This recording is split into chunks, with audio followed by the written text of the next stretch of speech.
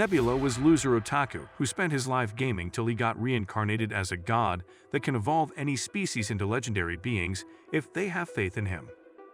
It all started with the final battle in Perished World between the two top players, Nebula and Hegemonia.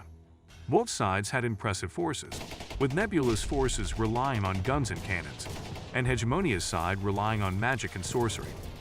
Both sides were ready to die for the god they served, and this resulted in a battle for the ages.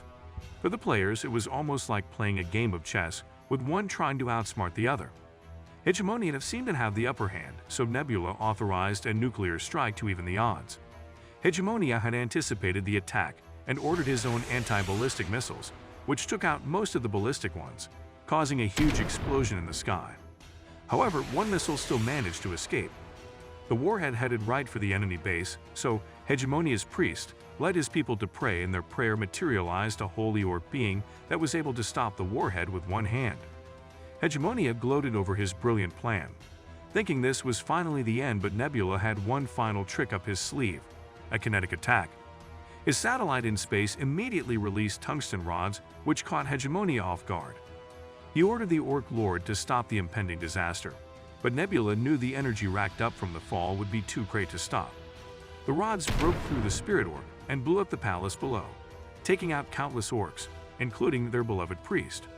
After the devastation, all the faith Hegemonia worked so hard to build disappeared in an instant, which also meant that his spirit apostle was toast as well.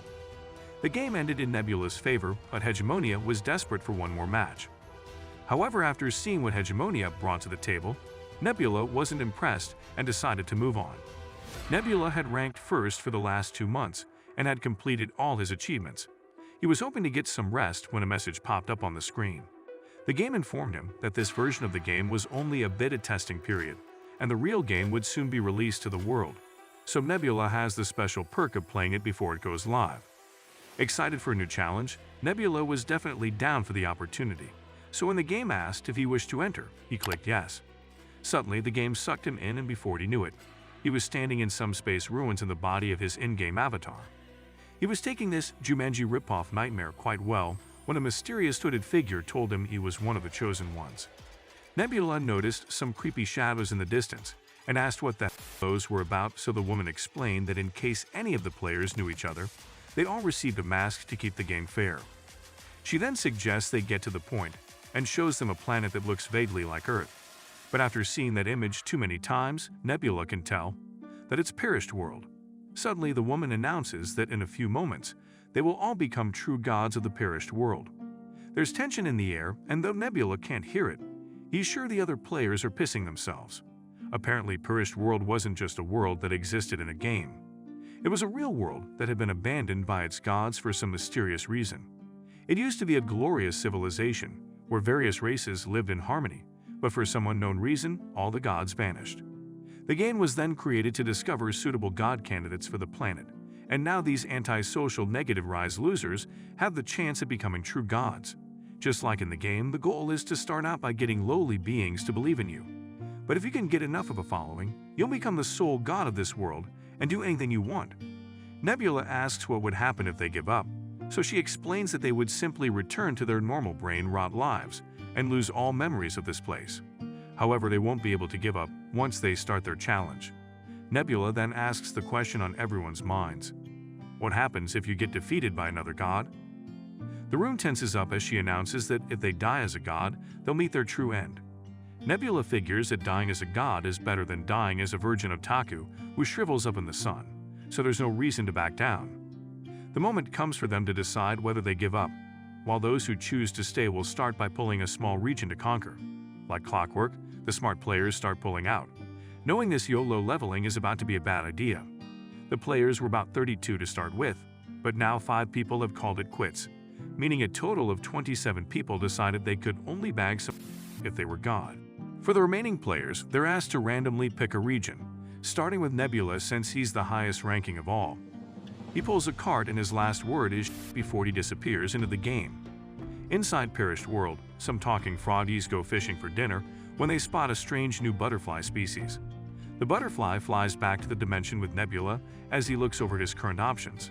Turns out the region he pulled is the one with insects, notorious for the lowest win rate. But that's not the worst part. He's starting so far east on the continent that he won't get much combat experience early on. Well, given the hand he's been dealt, an insect-eating race like the frogmen would be a good place to start. However, the size of the race is too many to use as a starting race. In the game, you can only influence creatures once you gain their faith, and his faith points are way too low for these peppy cousins. The next best species seems to be the lizardmen, who can survive on insects without water. Their numbers are fewer, and they've got some old, sickly, and wounded ones too. From the looks of it, they've just been expelled from their lands, which means they'd probably feel abandoned by the world. Just one miracle is all it could take to become their god, so Nebula decides to start with the most pathetic-looking one of all, Raycrack. Meanwhile, the lizard group continues to roam the desert starving, when one of them spots an injured gazelle, which means dinner. They immediately jump it and start feasting, while the old sick and injured wait for what's left. In mere minutes, all that's left of the gazelle is a pile of bones that can still be squeezed for some bone marrow, so they manage to leave those for the old and sick, who chew on those bones like it's the last meal they'll ever see. The rest of the group wonders if that was a good idea, since that lot will still die no matter what they do, especially Raycrack, who should be long gone by now. John reminds them that Raycrack got wounded while protecting the rest of them from a saber-toothed tiger, so they should all be grateful to him, but they still maintain that he's dead weight. Later that night, the lizards cuddle up in groups and pairs while Raycrack shivers alone till a mysterious butterfly wakes him up. He decides to follow after it, and while he does, some of the other lizardmen see him and assume he's going off to an early death and almost celebrate. Raycrack himself thinks he might be hallucinating his way to the pearly gates when he discovers something impossible: a mountain of beetles that can feed the whole group. With this, Nebula receives a notification that the pack has finally found a revelation. As they sit to gobble down the beetles, Nebula plans what to do next when he notices Raycrack sharing the revelation with the others already. Soon after, Nebula receives another notification that the lizardmen have recognized him as the nameless beetle god. Aside the horrible-sounding name, Nebula looks at the pack happily as he selects Raycrack to be an important piece for him, though he intends to return the favor. Some days later, Raycrack searches for the side of the beetles, wondering if he's hallucinating for real this time. The lizardmen assume they'll be eating good tonight thanks to Raycrack, but Raycrack is worried that his visions keep leading him toward the colder regions. Raycrack says they'll die if they keep going in that direction, but at the same time, there's absolutely nothing in the direction they're coming from. Raycrack starts to question what his visions really mean, but his only choice is to trust them. Nebula is still restricted in his medium of reaching out to his new servant, so he's relying solely on Raycrack to discover the unimaginable future that awaits them. Just then, lizardmen stumble on a beautiful oasis, and Raycrack announces to the rest of the group that the nameless beetle god has led them there. The lizards can't believe their eyes, but when it sinks in, they start to celebrate and thank Raycrack for saving them, even though they were totally gonna let him die. Nebula's god level increases to level 2, and he unlocks a new skill called Insect Sanctification. Nebula officially chooses Raycrack to be his priest and bestows his will on the rest of his people. To help, Nebula gives Raycrack a blessing, and a blue light wraps around Raycrack's body. That night, the lizards are fast asleep when a firefly flies toward Raycrack, and a faint voice calls out for him. Suddenly, Raycrack finds himself on his knees in a white void full of insects. He hears his name once again and calls out to ask who this god is. Then he sees a hooded lizard-like man standing in front of him and holding out his hand.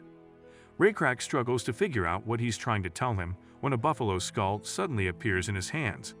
He stares at it, and when he looks up, he sees Nebula in his true form and realizes it's the nameless beetle god. The next morning, Raycrack gathers all his people and tells them what happened in his dream. The people immediately start asking questions and pointing out that to sacrifice a buffalo, they'd need to head deep into the wilderness, which is too risky. The lizards argue among themselves on what to do, but one of them makes a valid point that it would take a lot of their hunters to take one down, meaning no one would be left to protect the weak.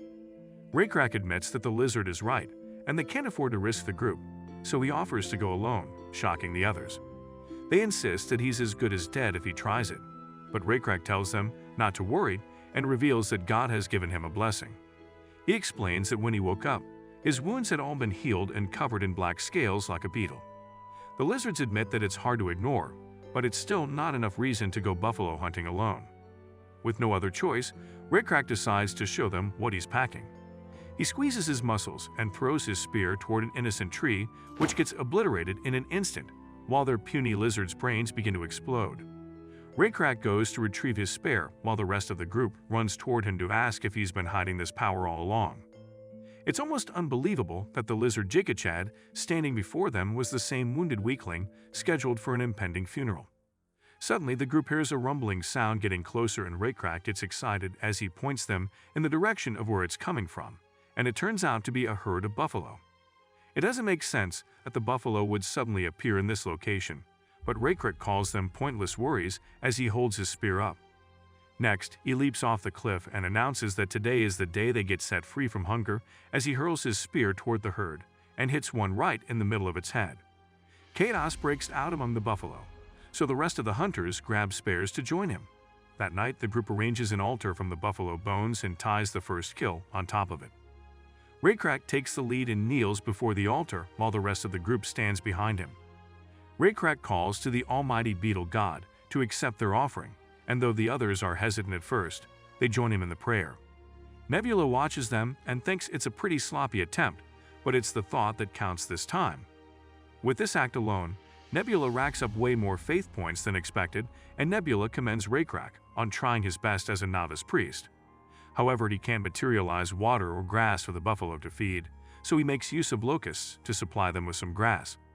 Nebula realizes that the lizardmen are only consuming, and though he doesn't expect cattle-raising knowledge from them at this stage, the oasis isn't enough to support their population for long. Without farming knowledge, the lizards would be back to being dessert ornaments in a few years. Nebula wonders how he can teach them these skills without interfering directly, and realizes it will take him some time, but in the meantime, he decides to give his servants a small blessing and accept their wonky altar. Some weeks later, Raycrack goes to observe the altar because of a disturbing dream he had. Joel asks if it was another vision, but Raycrack's not sure since it was too vague. In his dream, he saw the altar trembling violently as it rested on the blessing that had protected them for years. There were no more fishes and the land was no longer producing plants. Joel assures him there's nothing to worry about since their holy sugar daddy is looking out for them. However, Raycrack climbs up the altar and warns that if they're unable to understand the meaning behind God's messages, they'll end up going against his will. Suddenly, Raycrack spots something in the distance and tells Joel to climb up quickly. When he does, Raycrack points out an approaching enemy group and realizes why the altar was shaking in his dream. Those fat blue bats are here to drive them out again. They recognize the approaching herd with blue skin, big bodies, and tamed monsters. They were the ones who drove them out of their old home, which has probably been devastated if they're now wandering the desert. Joel worries that the Blue Leather tribe is probably looking for a new place, but Raycrack points out that they're probably just going in random directions, since they can't see the oasis from that far out. They'd likely just pass by without noticing. Suddenly, a dumb lizard called Yuri announces that the oasis is a sanctuary of the nameless beetle god, and the Blue Leather tribe isn't allowed in. The Blue Baldies look up and spot the lizard, while Raycrack and Joel sigh exhaustively when they realize they left that patrol. However, Raycrack realizes that this may be a sign from their god and begins to climb down the altar.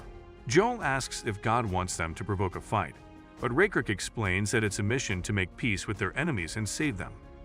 Joel wonders why their god would drive a rival group towards sharing their land, but Raycrack sees the glowing butterfly once more and is convinced it is the will of the beetle god. Determined to carry out his assignment, Raycrack walks through the others toward the approaching menace.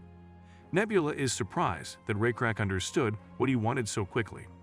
His plan is for the two tribes to merge so their population can grow and their technology can advance. Nebula is impressed that Raycrack made the decision on his own, so he has to give it to the lizard for having balls of steel.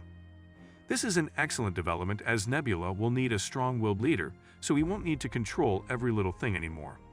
Back at the oasis, the fat lizard calls out to Yuri and asks if they all live there, and the idiots are quick to tell him that it's their land. The blue chief gets more crafty and asks what could possibly be there, expecting them to spill the beans, but to his surprise, Raycrack walks up behind him and tells him they have trees, shrubs, a good life, and their god. When Raycrack starts spouting nonsense about some beetle god, the fat leader assumes he's a barbarian and orders them to leave the area, promising not to attack if they comply. He warns them that they're severely outnumbered and can't beat them in a fight, but Raycrack remains unfazed and invites them to join the fold as their god wills. The mutant lizard starts to laugh as he mocks Raycrack for not being able to do the math.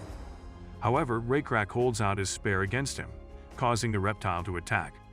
As the blue one charges forward, Raycrack prays to his god for strength against his enemies, but when the beast attacks, he instantly destroys Raycrack's spear, shocking him. The blue bastard laughs and calls him a fool for opposing him, and the monster reaches out to attack again.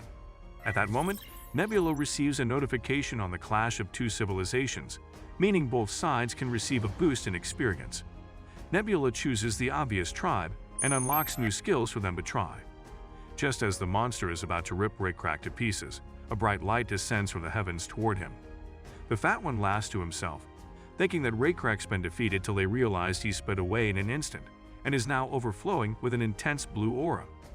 Nebula possesses Raycrack's body, so when the blue chief charges toward him, he activates his foresight ability. This allows him to see the abilities of the blue chief, which really are nothing special compared to Raycrack. However, in combination with the monster's abilities, even Raycrack won't be able to handle them. Thankfully, Raycrack receives an upgrade in a title called Divinity, speeds toward the monster and grabs it. With this upgrade, Raycrack's strength is now up to 630, so with one hand, Raycrack lifts the monster and smashes it on its back as everyone watches in disbelief. It's no surprise that the unbelievable difference in power would leave the lizard brains mind-blown. With the beast out cold, the lizardmen hail Raycrack for doing an amazing job, but Raycrack looks back at them with an intense stare that makes them wonder if it's really him. The blue chief refuses to give up and reaches for his weapon to attack, insisting that he's never lost a fight, but with one swing of his claw, Raycrack takes out the blue chief and asks who's next. The rest of the leather tribe drop their weapons and surrender to Raycrack immediately. So the blue aura begins to fade and Raycrack comes back to himself. Raycrack can't believe it's already over and wonders if God possessed his body, as it all felt like a dream. That night, the blue leather tribe joins them for dinner, and they're shocked to learn that they were the same measly tribe they drove out into the desert.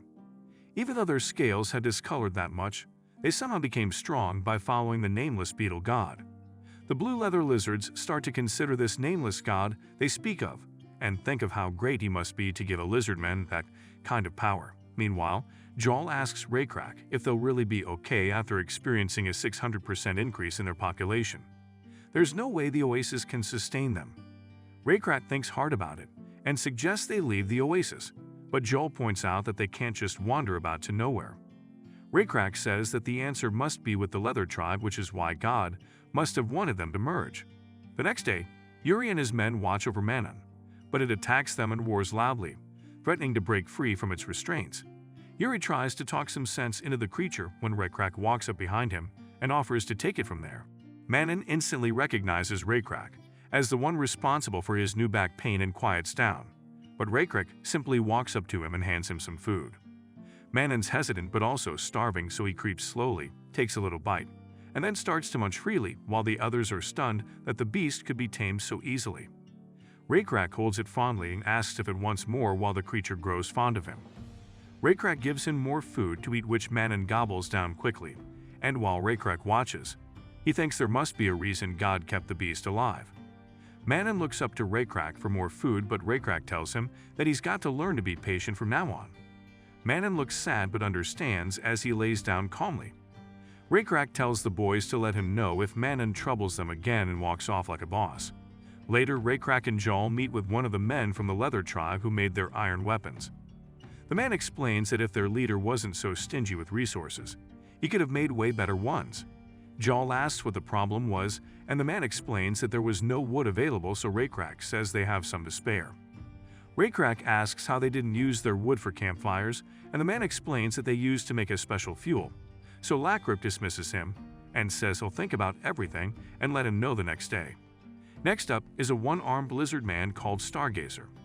He heard they were looking for a guide, so Raycrack guesses the man must be a wanderer, and the old lizard laughs and says he does enjoy going from place to place, and now he has learned to see pathways. Stargazer says he can help them find lands where they won't be hungry close by, but he's unsure if they're still uninhabited. Raycrack declares that if the races there are hostile, they'll simply defeat them and take the lands for themselves. Stargazer says he trusts his intentions but wonders if Raycrack would be able to do the same and trust in his abilities. He then points to the sky and says his answers are up there, past the skies. He follows the stars and uses their movements to form pathways.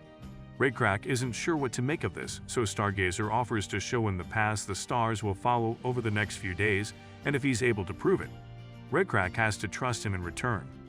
Raycrack agrees, and the lizards spend the next few minutes stargazing and discussing till the old lizard says they'll meet again the same time the next day. Later, Lacroix finds Yuri using his last standing brain cell and asks him if Manon is misbehaving again. Yuri says he's been as docile as a dog if they bring his food on time, so something else is troubling him. You see, Yuri finally accessed enough brain cells to have a brilliant idea. After watching Raycrack tame Manon, he realized they could tame another species. He then points at the buffaloes and suggests they tame them for travel so they don't starve. At that moment, a notification pops up, announcing that the tribe has unlocked livestock farming. Human history is said to have diverged into two streams: agriculture and livestock farming. Objectively, agriculture is more stable and most civilizations were built on it, but for Nebula's lizardmen with strong physiques and high environmental adaptability, livestock farming is the better fit.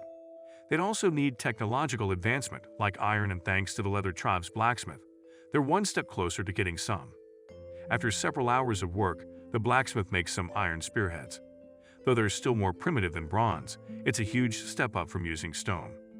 Now, the most surprising development of all is astronomy, thanks to Stargazer's additions. He and Raycrack still spent every night staring at the stars and learning. It might not be full-fledged astronomy, but hopefully, Stargazer will further his knowledge in the future. Back at the oasis, Raycrack stares at the stars alone this night and finally concludes that Stargazer knows his onions, so he's now got a big decision to make. Later, Raycrack gathers everyone in front of the altar and reminds them of how far they've come. They found the oasis, and they found their old brothers. Even though they could have abandoned them to die in the desert, that wasn't God's will. He wanted them to grow in numbers for a reason. So once morning comes the next day, they'll have to leave the oasis. The people gossip in the background as Raycrack calls up Stargazer and confirms that all his sky babblings are legit, so he names him the official guide for the tribe. Raycrack tells Stargazer to tell the tribe where he'll be leading them, so he explains that when the sun rises they'll head southward. They'll have to spend a ton of days walking, but after the cuss-inducing blisters, they'll reach a large forest with many wild beasts and several species. Raycrack explains that it'll be a good place to live and thanks Stargaze for his input as he returns to his place. Next, Raycrack stands tall and calls up Yuri, who wonders what he's screwed up this time. Raycrack asks him to tell the tribe why he and his men didn't eat the buffalo they hunted the day before so. Yuri figured that if they abstained now, they could eat the buffalo later when they were truly starving. Raycrack commends him for really glowing up in sense and restraining himself for the good of the tribe. For this, he brings out a reward, a spear made out of iron, and hands it to Yuri. And for the other lizardmen who held back their appetites, he handed them their very own iron spears. The rest of the tribe marvels at the buff-looking lizardmen, wanting to get their own iron spears someday, while Joel finally understands what Raycrack has been planning for them all this time. After, Raycrack grabs one of the buffalo skulls and tells the men to stand in front of him one by one. Raycrack puts on one of the skulls and reminds them that they have a long journey ahead, but with spirit, patience, and mostly God, they can make it. That's why he hands Yuri a skull and dubs him a skeleton warrior. Yuri almost cries from the honor, and soon enough the rest of his men receive buffalo skulls and become skeleton warriors too. Raycrack continues to charge the tribe up with his words and tells them to trust the nameless beetle god and march forward. They'll have to endure the trying times for a better future. The lizardmen cheer in unison as they get ready to move out. Raycrack takes a deep sigh and hopes that the nameless beetle god will forgive him for calling his own plans God's will. However, as Nebula watches, he decides there's no need for Raycrack to apologize because if he didn't support his actions, he wouldn't have chosen him as his priest. But even more than that, Raycrack has managed to cause the other lizardmen's levels to increase in trust and warrior abilities. And Raycrack himself has leveled up significantly, so he hasn't disappointed Nebula at all. But from here on out, the real game begins. Some days later, as the lizardmen walk through the trenches, Manon begins to see stars and collapses. Raycrack realizes he must not be used to living with scarce resources, and suggests that the tribe take a break for now. Everyone's relieved cause they really need one, while Raycrack wonders if they can really survive the torture. It's only been 3 days and the whole group is tired and running out of food, but Raycrack can't rely on God to bail them out this time. Suddenly, one of his men comes running up with news that a new species has arrived. Up ahead, a tribe of orcs spots the lizardmen and plans to take them as food, thinking that facing them would be better than facing the monster they're running from. They run toward the group, but when they see how fearless and unbothered they are, they start to feel intimidated and rethink their choices. The orcs do a double take between the Skull Warriors and their sorry excuse for weapons, and they immediately drop the toys and apologize for the brain fart. Afterward, the lizardmen give them food to eat and the orc thank them and explain that they were desperately trying to escape the canyon. Raycrack's surprised to hear this, so the orc chief explains that they had to abandon their home, pack as much food as possible, and head into the wilderness. He points them toward the hills they used to live in, which had enough for them to live off until a terrifying monster appeared. As Nebula watches the events unfold, he figures that he knows exactly what this monster is. It's one of the abominations called the Ancient Coleoptera. In the storyline of the Perished World game, the old gods had created powerful creatures, but after the old gods vanished, these creatures were left to their own devices and became what the players called abominations. The orcs led the lizardmen to see what they were dealing with, and it was truly an abomination to behold.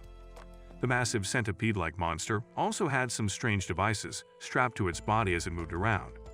Nebula takes a look at its stats and concludes that it's definitely too strong for the lizardmen to defeat, but watches their conversation unfold. As the lizardmen watch, the ground begins to rumble, and the orcs explain that the creature's still sleeping. Yuri asks why they aren't running away with their arms flailing in the air, yet so Raycrack asks Stargazer how long it would take to go around the canyon. Stargazer says they'd have to head back into the wilderness, and it could take an extra 8 days.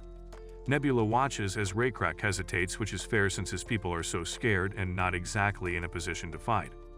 However, making the journey back isn't a viable option either if they don't want to starve to death, so he's curious to see what move Raycrack will make. Jal joins Raycrack to think of what to do when she notices a couple of boulders nearby, so she approaches Raycrack and tells him they must fight, causing her to level up as a mediator. She explains that they currently have the advantage, but Raycrack doesn't know what she means. She reminds him of the process the blacksmith followed in their work and how he used a special tool to make his work more efficient. With that tool, he was able to get the same result while reducing his effort. Raycrack's starting to see the bigger picture as Jal adds that in their case, they won't need something so complicated and only need to apply the same concept. A while later, the lizardmen have already arranged lever systems to push the boulders onto the giant centipede monster. Under Raycrack's orders, they try to time their efforts to move the stones forward. Nebula continues to observe, commending their simple yet efficient idea. However, he notes that to take down a monster of that caliber, they'll need to drop the boulders at the same time to stand a chance. The moment of truth comes, and the boulders roll off the cliff toward the creature and smash into it head-on. The lizardmen wonder if they've actually done it, but Nebula knows better. The creature comes crawling up from under the rubble mad as and starts crawling up the walls to eat an early dinner. When the lizardmen see this, they rush to push the other rocks down the cliff, but Nebula knows it's too late for that, and he'll have to intervene. Once again, he uses his God's Descent ability and possesses Raycrack's body, so that he single-handedly pushes the rocks off with the levers. For the last one, he uses his bare hands and summons unbelievable strength to push it off the cliff. The boulders head straight for the creature, but Nebula figures they might still not be enough to take it down, so he grabs his spear, leaps off the cliff, and throws the spear with all the power in his body. The spear flies past the boulders, past the creature's head, and takes out the large structure on its back, causing it to scream out in pain, and while it's still reeling, the boulders smash into its head and crush its body for good this time. Nebula sticks the landing, and once he's sure the creature is out for the count, he returns to his dimension and calls it a successful hunt. A notification pops up, announcing his new achievement of defeating an abomination, while the lizardmen cheer proudly and Nebula's faith points rise. But more importantly, he received a new item, which was the real reason he wanted the creature dead. In his hands, he now holds a red glowing orb known as Abomination Essence. Now, each god can create resources specific to their species, which is typically done by spending faith points. However, to create a being that doesn't exist in this world already, they'd need special resources like this. With this essence, Nebula can create a sacred beast that can spread the word of its god in this world's domain and also grow stats. And if they level up enough, they can even become apostle class. Nebula wonders if the creation systems still work the same way as the game and wonders what he'll be able to create. Meanwhile, the lizardmen head down to inspect the creature and Joel wonders if they can use it as food.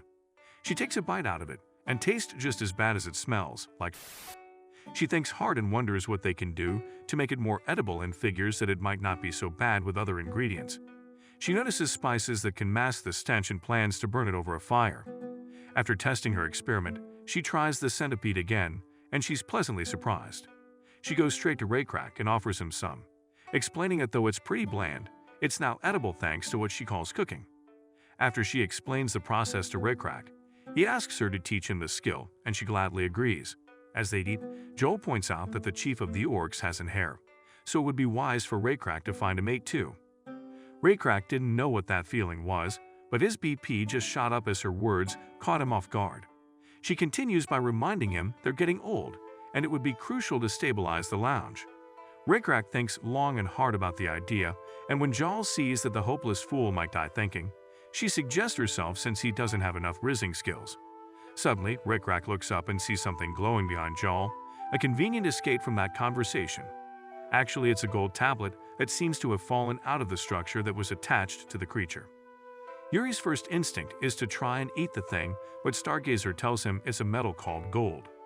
Joel recalls seeing it before with the blacksmith, who explained that it never changes color or decays, so humans think it's worth a lot. Yuri wonders what good it is if it doesn't end up in his belly. So wise old Stargazer tells the Method to try catching some deer in the area nearby. It works like a charm and he's able to get rid of the lizard-sized nuisance, while the grown-ups look the tablet over. Raycrack realizes that from Joel's description, the tablet is basically eternal, so later that day, he thinks some more about it. If everything else dies and decays but the tablet doesn't, there must be some reason why the people who created it wanted it to last forever. While he's lost in thought, Joel walks up and informs him that the rest of the tribe is ready to rest for the night. Raycrack is surprised she was able to find him since he didn't tell anyone where he'd be, so she explains that she simply looked around for his fur coat, since he's the only one who has one. When he wonders why she gave him in the first place, she says that as the chief of the tribe, she wanted him to have a unique symbol. That word strikes a chord with Raycrack as he stays up all night, still trying to figure out the gold tablet. Suddenly, he notices some insects forming characters in the air and wonders if it's an illusion. When he notices that the symbols resemble the markings on the tablet, he realizes that the thing that needs to be incorruptible isn't the tablet itself, but what's on it. So Raycrack grabs a stick and starts writing in the sand. The next morning, Raycrack visits Joel's tent and tells her he's got something to show her. They head back to the spot he was on last night, and he draws a character in the sand that's a symbol for a male lizard man. Next, he draws a similar symbol which Joel correctly guesses is the symbol for a female lizard man. Lastly, he draws another sign between them, and when Joel asks what that one means, he explains that it says they're each other's companions. Then he smoothly adds that it's his answer to the proposal she made the other day. Joel asks if he really understands what this means. So they sit together and hold tails as he assures them that he completely understands what it means. After this, Nebula receives a notification saying the tribe has discovered written language. He's glad about the development, and even though it'll take generations to transform into a modern language, he's glad it's coming this early in the stages. As he continues to watch his lizardmen thrive, he sees Raycrack preparing for an event. He hunts down a massive deer to present to his fiancée, which is how weddings are done among the lizardmen. His men cheer him on as he presents the kill to Joel, who fist pumps her new man, but just then a sound goes off and Joel goes to untie the trap she set for her game, which is honestly more impressive. Damn. Later, Raycrack meets with the orc chief and says he and his people can continue to live on the land since it was theirs to begin with. The orc chief almost cries rivers as he thanks Raycrack for being so kind. He then introduces his son, who knows the area better than anyone and should be able to guide them to a suitable home. He informs them that some tribes in the area are even larger than their own, but with his son leading the way, they have nothing to worry about. The orc chief swears to never forget his kindness, and they part ways. Later, one of Raycrack's men discovers some strange prints, so Raycrack consults Stargazer to ask what species they belong to. Stargazer says it's probably frogmen who could be evil or good, but they can also communicate like them. Judging from the tracks, it seems there were at least 5 of them, and they seem to be bigger than lizardmen too. Raycrack suggests they head back to their temporary camp, which is now full of fire and neatly organized leaf houses. Raycrack instructs the men to focus on building way more houses to make the enemy think their numbers are bigger than they actually are. Joel also suggests they'll need more scouts and guards, so Raycrack offers to find some and makes sure everyone shares the work equally. They both figure that those frogmen are already keeping an eye on them. After some days of living there, they still hadn't run into any frogmen. Things were going great. Livestock farming was doing well, and their houses had developed rapidly to adapt to the environment. The written language had also evolved, and now primitive maps were being created too. Raycrack even made each of them record their daily contribution to the day's harvest, making them compare their output with the rest of the team and enhance productivity. Nebula is proud of their progress, and elsewhere, his swarm of locusts are also expanding across the continent. His following has already reached level 4, which is a feat other players could probably only dream of, but since he started at the literal edge of the world, he had some advantage. Raycrack and the rest of his people are now above average for this stage of the game, but the crisis approaching them now is the most dangerous they've ever faced. At that moment, one of his men comes running and announces that the frogmen are finally moving. Raycrack and his men go out to meet them, and they finally come face to face with their possible enemies, but Raycrack is surprised to see a fellow lizardman with them, making him wonder if they're on good terms. One of the frogs introduces himself as Shunin, son of the chief frogman, and explains that they have no intentions of fighting them. Raycrack returns the gesture and introduces himself too, stating they don't intend to take up arms either. He then asks what brings them there, so Shunin claims that they're trespassing on their territory, and they've come to inform them of that fact. However, Raycrack insists that the entirety of these lands can't possibly belong to them, and when they arrived, there were no such territory markings, so they couldn't possibly have known it was a part of their land. Shunin apologizes for the oversight, but before he can get any words in, Raycrack says that they've come from a far place and only wish to rest there. Shunin struggles to find the words to reply while Raycrack remains confident and butters him up by saying that he must surely be someone qualified to allow them grace. The idiot frog falls for the flattery and immediately permits it, since he's the heir of the chieftaincy. However, he can feel the piercing stares of the buff guards right behind him. Raycrack knows that they're merely guards and can't overrule Shunin, even if he's a stain on his gene pool. Raycrack looks toward Owen, who appears to be smiling and has a ton of questions, but he realizes he's got to be smart with asking them. Raycrack suggests they head back to his village so they can be treated appropriately, and since there has been no conflict so far, they should celebrate that. Shunin thanks him for the offer but refuses it, since they've not built up enough mutual trust yet. Raycrack insists that they can't just let the people who've shown them such favor leave without anything, so he asks if they're down to stay right there and share some food. This time, even the guards are starving, and they allow Shunin to agree.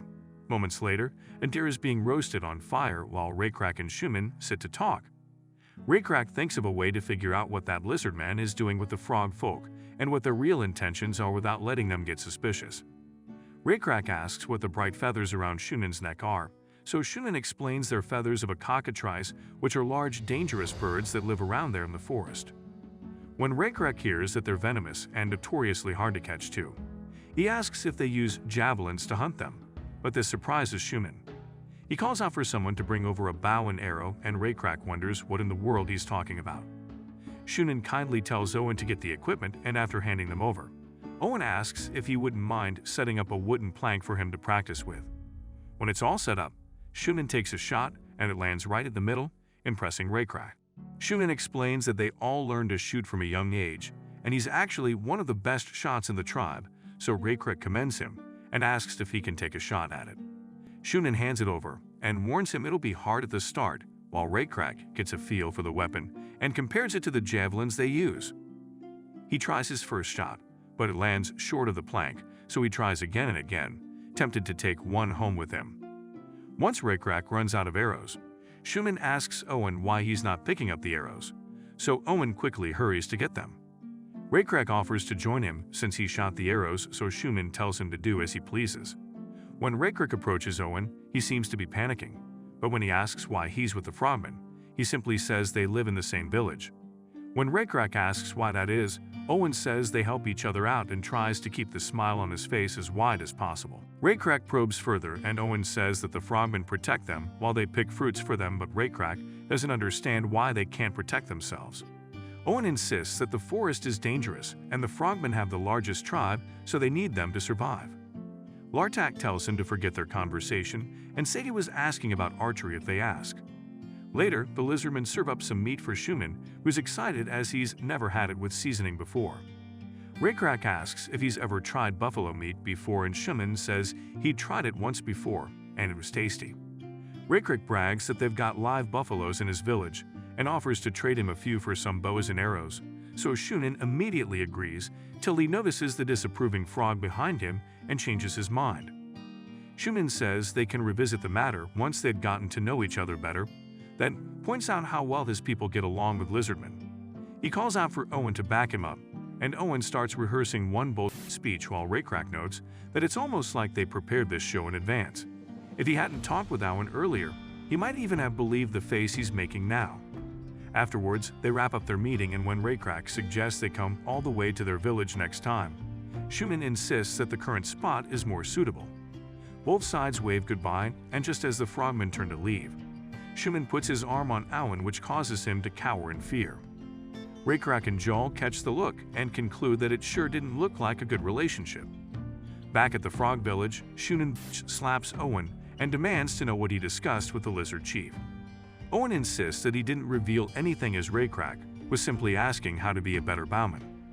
The guard kicks him in the gut and tells him that's a dumb excuse since he can't even shoot a bow. But Owen explains that it would have been suspicious if he couldn't shoot. Schumann sees his point, and Owen continues by saying he had told Raycrack he'd need to pay to learn, but he walked away since he didn't have anything valuable on him. Schumann buys his story for now, but he reminds him of what's on the island and calls him a lucky man. His son was scheduled to be sacrificed, but now new sacrifices have shown up, so Owen agrees and promises to help them fool the lizardmen. That night, Owen sits alone, regretting ever traveling to this region and trusting their tribe even though they were conflicting races. From there, they were deceived into going to the island and partaking in some phony ritual. Now the 200 of them that are left stand zero chance against 1,500 frogmen, but the worst part of all is that they have a god, a two-headed viper who rules over them and feeds on the rest of the lizardmen. Owen remembers Raycrack and thinks he's a pretty strong warrior, but he only has 600 men at most, and there's still savages who don't even know how to use a bow and arrow. Owen figures that if they're sacrificed first, his people get to live longer, so he plans that for his son's sake, they'll lure all the lizardmen to the frog village. A few days later, Raycrack meets Schumann with a live buffalo and offers to trade the beast for a bow again. Schumann hesitates, so Owen takes the lead and says they should get to know each other a bit better first, and asks if they'd take them on a tour of their village first. Some days later, Raycrack and Joel test out their version of the bow, but they conclude that the frogmen's bows still make their arrows fly faster. Raycrack stares at their version and wonders what creature's tendons are used to the bowstring, which seems to be the only thing they can't get right. Joel reminds Raycrack that their 5th meeting with the frogs is coming up, and they seem to be desperate to find out more about them. Raycrack knows that they're definitely hiding something under their fake friendship, but since they can't figure it out, they'll need to keep their guard up. Further, they need to give them something big enough in exchange for one of their bows, so they should pack up as many herbs that can cure their itchiness as possible. Lastly, Raycrack hopes that Owen will be the key to their success, so Joel suggests they simply talk to him and give him a chance to earn their trust. Meanwhile, in the frog village, the guard called Oh Boy almost squeezes the life out of Owen as he demands to know why it's taking so long to get the lizardmen to the village. Schumann tells Oh Boy to ease up on the torture tactics and let the lizard speak. Owen explains that Raycrack is more cautious than he thought, unlike his foolish that would have taken candy from a clown in a sewer. Oh Boy tosses the fool aside and leaves him to Schumann. In a haunting tone, Schumann tells Owen that he'd better hurry as his father has chosen to move up the live sacrifice ceremony. He needs to get as much information out of the lizards and lure them to the village before it's too late. Owen asks why the sacrifice is being moved up, half expecting Schumann to be tight-lipped about it, but to his surprise, Schumann reveals that his father and the elders are getting sicker. Owen wonders how an itchy sickness can be so dangerous, and though Schumann hesitates to spill the beans, he figures, since it's just Owen, it'll be fine. While that disease doesn't just itch, It also causes a sticky white mucus to cover their body. The itchiness in the mucus never go away, so at some point it becomes hard to breathe, and then you just croak. Even the priests have started dying from it, so it's pretty serious. Ohm assumes Shunin is trying to test him with the information, so he suggests that the story mustn't be spread among the lizardmen or they'll start thinking the frogmen are weak. He then suggests that even if the story spreads, they can claim the disease can also spread to lizardmen. Schumann commends the brilliant idea, and Owen goes further to say they can crush some nearby plants and pretend that it's mucus to really sell the story. Since Owen is in contact with a lot of frogmen, he can pretend he's gotten the disease first. Shunin praises him again and calls him quite the bargainer. Then he returns to his shady tone and suggests that if Owen can get the lizardmen to the village in time, he can exclude his son from the sacrifice. Owen thanks him for the offer, but Shunin says he'll still have to talk to a boy about it. Before Shunin leaves, Owen asks for one more thing: some bows and arrows to make the negotiations smoother. A few days later, the lizardmen and the frogmen meet again, with Raycrack and Shunin sitting to discuss as usual.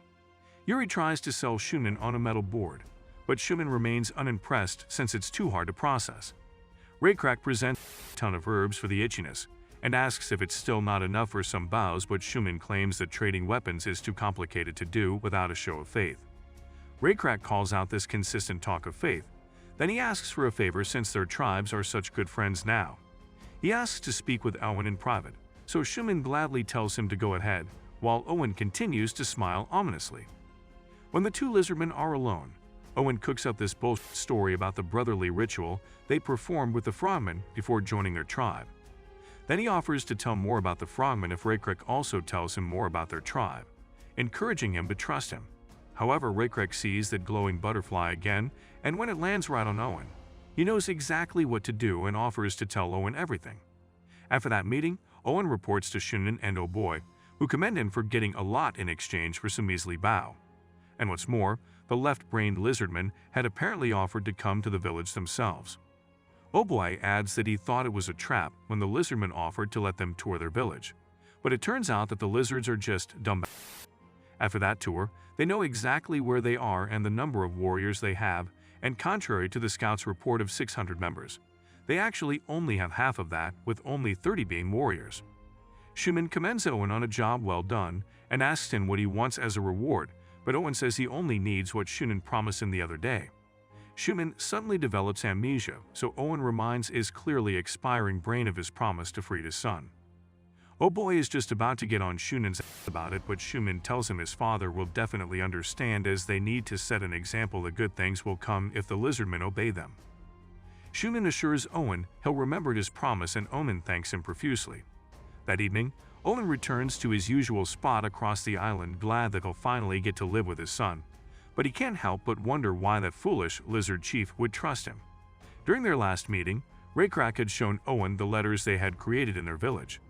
He showed him different ones, including the characters for no and lies. Intrigued, Owen even suggested they could put two characters together.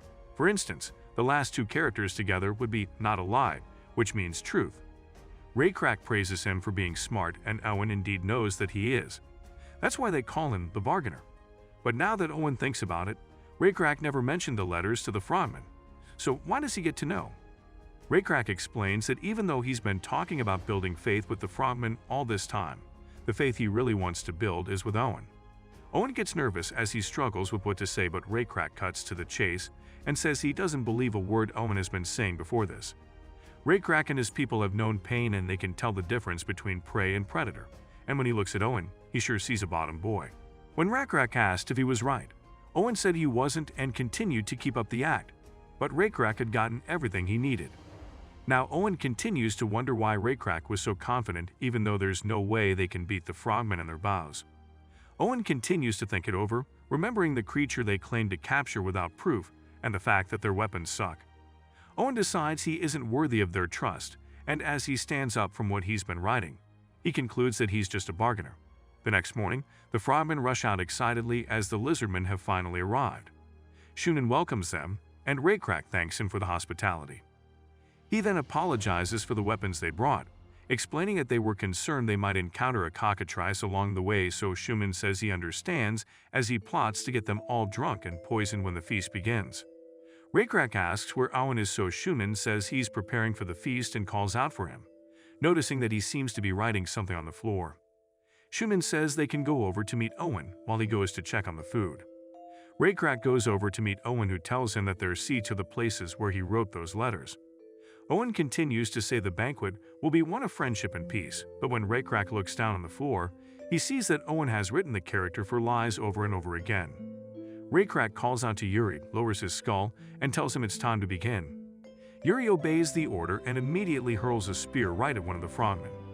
Raykrak gives the order to take out all of the frogmen, and his men continue to attack, while the frogmen wail about Owen being a traitor. After they finish clearing that area, Yuri reports that some of the other frogmen, including Schumann, fled during their first attack, so they should be expecting a fight with their bowmen soon. Thankfully, they have a backup plan for that too. So Raykrak turns to Owen and tells him there's something he needs him to do. Meanwhile, Shannon and the bowmen prepare for battle as Schumann wonders what Owen must have done to cause this. Schumann tells one of his men to get Oh Boy to rally the other warriors so they can attack at once while they send the rest of their lizardmen to hold them off. Schumann plans to reduce their numbers till reinforcements arrive, and orders his men to fire their arrows, which are laced with a special frog poison that would cause its victims to die in agony. However, the lizardmen came prepared, and under Yuri's instructions, they lifted up their shields, which easily deflects all the arrows. Schumann suddenly has the urge to shoot as he realizes their attack was a complete bust. Meanwhile, Yuri's enjoying himself as he brags to Raykrak about how he knew those metal boards would come in handy. Schumann tells his bowmen to wait until the lizardmen start moving toward them, when suddenly, smoke starts filling the air. Thanks to the smoke, the frogmen can't see the lizardmen from afar anymore, which means their shots will be less accurate, so Schumann wonders how the hell they pulled this off. Within the village, Owen begins to set everything on fire, while the other neutered lizardmen ask why he's doing this. Owen asks what they hope to do with such pathetic weapons, so they weakly explain what Schumann ordered them to do and ask if he's also doing the same. However, Owen says he's following Raykrak's orders and asks them to trust him, while the lizardmen crush the frogmen. The lizards ask how on earth they're supposed to trust him after getting them into this mess in the first place, but Owen assures them that he's risking everything for this. The others see his determination, so they light their weapons to help spread the fire. Schumann stares in disbelief as he finally realizes it was Owen that caused the fire, so he tells his men to retreat for now as they're outnumbered. The frogmen refuse as they remind him that their fellow warriors are dead, but Schumann reminds them that if the hair of the chieftaincy meets his end here, the tribe is finished. The frogmen reluctantly agree, thinking they're about to join up with Oh Boy and the other warriors, but Schumann knows that they'll need a being way stronger than Oh Boy to get rid of them. Meanwhile, on the other side of the village, Oh Boy gets word that Schumann is retreating like a spineless coward. Oh Boy figures that all the men at the banquet must have died, but counting the men with Schumann, the men with him, and the ones on the online, there should be around 45 warriors left, which means they're still at an advantage. Oh Boy pulls out a poisonous frog and tells his men to douse their arrows in its mucus and get ready to move after Schumann arrives. Suddenly, Oh Boy hears large footsteps approaching, so he tells his men to prepare to shoot, but he suddenly gets hit with this overwhelming tension. It's almost like when he faced that cockatrice the other day, which means it's something dangerous. Suddenly, a shadowy figure appears behind the tree line with glowing red eyes. The frogmen shoot their arrows instantly, but it's no use. The beast, which turns out to be good old Manon, just catches the arrow in his mouth while the others bounce right off him. Jal speaks fondly to Manon, saying he's much bigger than the last time she rode him, while the lizard beside her asks if Manon just got hit. Jal explains that Manon simply ate the arrow since he eats everything that comes near his mouth. She then tells Manon to look at the delicious, all-you-can-eat buffet he's having for dinner. The frogmen begin to panic as they realize their arrows aren't working, so Oh Boy considers going for its eye, but he knows Manon's too fast for him to get a clean shot. Manon charges straight for them and Oh Boy dodges out of the way, leaving his frogman brothers as the appetizer. He then thinks of a way to get the poison in and realizes he can just throw the frog in its mouth. When he sees Manon gladly eating the frog, he tells his men to throw all their frogs in there since the creature doesn't know it's poisonous. Manon gladly catches his early dessert, while the lizardmen wonder why they're throwing Manon snacks since it won't bribe him. It turns out that the lizardman tribe has the blessings of hard scales, beetle strength, and toxin resistance. It finally dawns on Oh Boy how deep he's in as Manon stares down at him, ready for the main course. Manon goes for the head and takes Oh Boy out. Meanwhile, on the other side of the village, Raycrack watches as the houses burn when a frogman sneaks up behind him and takes a shot. Raycrack looks unbothered as he watches a javelin take the arrow out, and it turns out to be Yuri, who informs him that the guy he just offed was the last warrior. It figures Schumann must have abandoned his village since they see the captured lizardmen attacking the frogmen too. What's really strange is that despite how bad things have gotten, the real frogman chief has yet to show his ugly face. Well, that's all thanks to Nebula, who's been working behind the scenes. Nebula had access to a disease that only affected amphibians through their mucous membranes. It was tricky to find, but by the time Raycrack had decided to leave the oasis, he had finally found the disease. Using transporting insects, he took part of the infected frog and brought it all the way to the lake thanks to his insect summoning ability. After his insect assassins did their job, the chief of the tribe just seemed to disappear. The chief was a fanatic who sacrificed innocent lives just to cure his illness, but was no use. Even at this moment, while his village burned, the chief was once again calling on his two-headed god to feast on the sacrifices they had prepared this time. As the two-headed serpent started rising from the water, the chief begged it to take out all the lizardmen, and when Shunan saw that his father had started the ritual, he truly believed they had finally won. Meanwhile, Owen desperately runs up to Raycrack, who commends him on his work so far but asks why he's trying to break into the Speed Force. Owen tells them they need to get to the island because some lizardman children are about to be sacrificed to the frogman god. Raycrack scolds him for not telling him earlier, saying the boats have already sailed away, and it would be too dangerous to swim since they have bows they can use on them. Owen begs desperately as he reveals that his son is part of the sacrifice, so Raycrack shoots him a piercing look and slaps out of Owen, screaming that he should have told them earlier and trusted him sooner. Owen holds his grief-stricken face as Raycrack says that they'll defeat the remaining frogmen, and if their BS god shows up, they'll show them what a real god looks like. Raycrack calms down and says that he should have spoken up sooner to save his son's life and laments that things could have gone much differently if he had just spoken up sooner. At that moment, the two-headed serpent rises from the lake as the chief points to the sacrifices they prepared and tells him to punish all the lizardmen in return. As Owen watches the serpent from afar, he desperately wishes he wasn't too late. Raycrack sees that it's bigger than the Coleoptera, and they don't have any advantage this time, so they can't cheat. However, at that moment, he sees the blue butterfly, so he tells Owen to look up and asks if he believes in miracles. Well, standing before them was one big bug-eyed creature, but it was on their side. Back on the island, the chief continued his ritual to the giant serpent when he suddenly noticed the serpent was no longer focusing on the sacrifice, which was a first. When the chief turned to look, it saw the bug-like monstrosity behind him and was scandalous. The two monsters came face to face while the frogmen cowered in fear, thinking another god had shown up. However, it wasn't a god, it was Nebula's creation, formed from his divinity level and abomination essence. He was sure not many other players would have their own creatures, especially one as badass as this. The creature restrains the two-headed serpent, and the frogmen start to run for it, leaving the lizard children in the battle zone of two monsters. Shunan tries to get his dad to run, but the idiot fanatic keeps insisting that the two-headed god would win the monster rumble. Well, he spoke too soon, and the bug slices through the overgrown worm as it expresses its disgust for the fake god. Just like Nebula had said, the creature was sentient and was hell-bent on offering the puny god to his creator. The mantisoid thoughtfully prayed for the serpent's sin to be forgiven as he ripped it in half graciously. The two-headed serpent never stood a chance with strength at 163, going up against Stratus with 220 strength points. The lizardmen rejoiced at their win while Owen cried in relief. As Nebula watched from the skies, he realizes the serpent wasn't as strong as it looked since it couldn't use its phylum. Its essence floated from its carcass, and Nebula received a notification that he had acquired its essence. However, its phylum was unknown, so Nebula hoped that his luck would give him a good phylum, but when he unlocked it, he discovered it was the ocean phylum. Ocean isn't a bad phylum, but it isn't something he can use at the moment, so he figures it'll come in handy someday. Meanwhile, the frogmen escape the island on boats as the chief continues to wonder how his worm god failed. Shunan gave his father the side eye as he realized that the itchy disease isn't what made him weak, it was that damn god.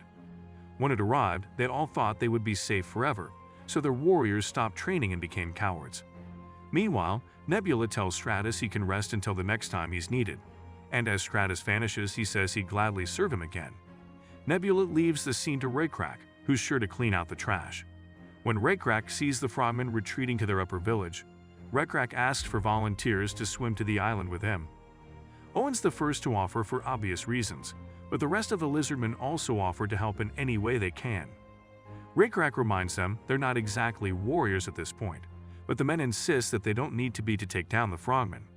They already took down some civilians when they watched Raycrack and his men fighting, and it reminded them of what they had been feeling since the day they were captured. As tears flow down his face, he says they need an outlet for the anger they've kept in for the loss of their brethren, children, and grandchildren. So Raycrack leads the charge and tells them to follow him to seek their vengeance. Raycrack remembers when Schumann had given him shooting lessons, but bragged that he was still not as good as his frogmen warriors.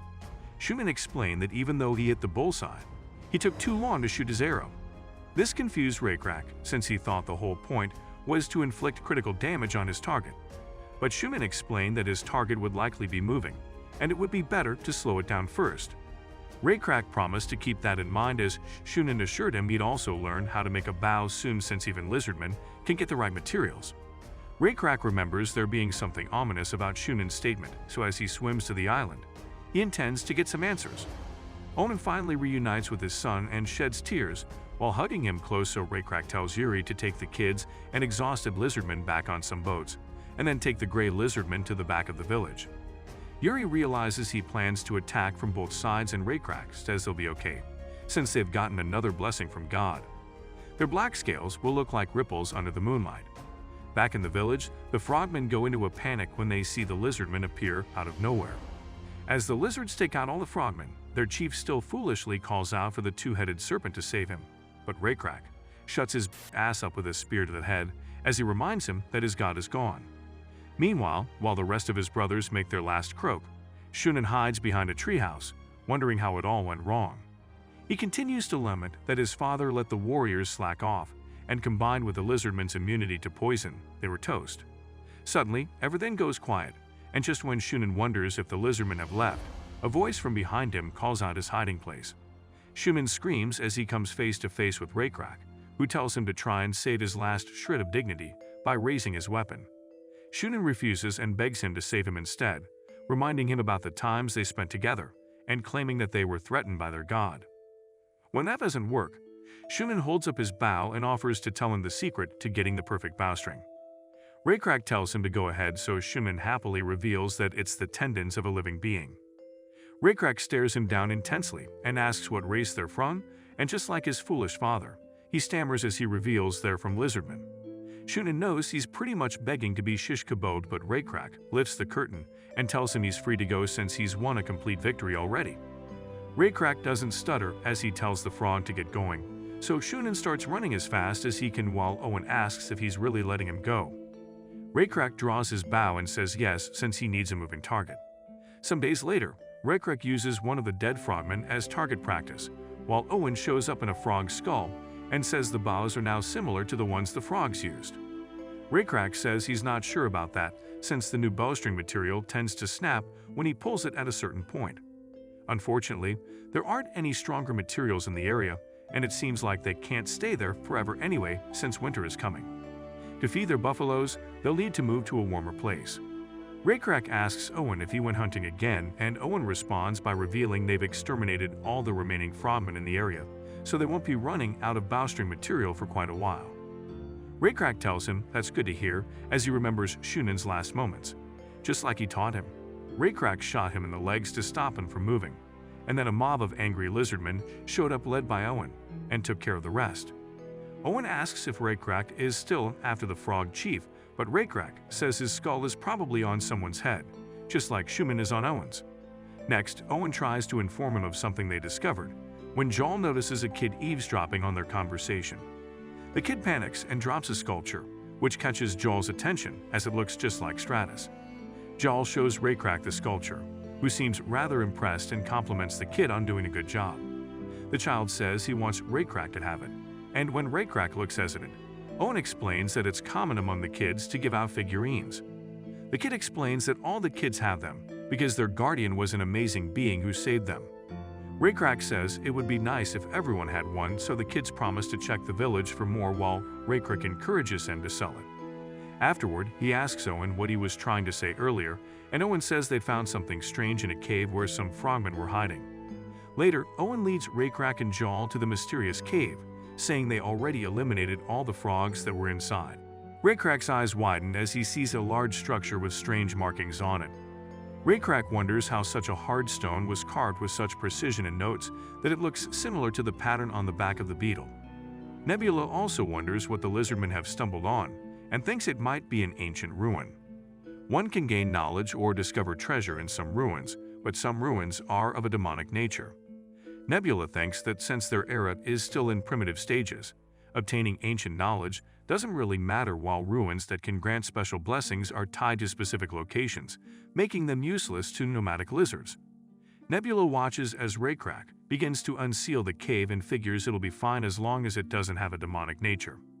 However, when the seal is removed, a creature down in the depths of the cave senses that someone has finally entered the demonic world. Raycrack and his men head inside and notice how deep it is, though it would be a pain to have to walk down all those stairs. Jawl asks Raycrack if he intends to ask for God's blessing to jump down, but Raycrack says it's too trivial to bother God for. Suddenly, they hear a sound nearby, and several red-eyed rats start to emerge from the darkness looking off. Raycrack wonders what substance those rats have been sniffing to be sounding like that, while Joel tells them he's eaten their kind before. Raycrack remembers, but states that these are bigger, move in a large group, and are more aggressive. Owen agrees and they conclude they're just monster rats at this point. Raycrack gets a hunch that they may be protecting the place, so he tells them to ready their weapons, which causes them to attack. The lizardmen stab them down and Raycrack points out how suspicious their behavior is. They wonder what to do with them, so Raycrack suggests they cut them open, while Joel wonders if they can tame and raise them like the buffaloes. Owen interrupts and suggests raising fish, since they're pretty difficult to catch during hatching season. Raycrack thinks about it, and Owen adds that they could build a dam to trap them in during hatching season. Suddenly, a zapping sound comes from behind as one of the lizards yells out in pain that the rat bastard is still alive. Raycrack asks if it bit his hand, but the lizard says that as it was trying to cut it open, it went past and his hand started to hurt. Curious, Raycrack decided to try it himself and also got shot real bad, so Joel screams out for him. But he assures the missus that he's fine. Nebula sees a notification showing the rats are covered in demonic energy that grants them electricity abilities. Raycrack was hoping it wouldn't be a demonic ruin, but electricity is actually one of the weaker abilities among the demonic ruins. However, if Raycrack manages to reach the end of the ruin, he will gain demonic power. He wouldn't become a mage right away, but future generations would probably produce mages.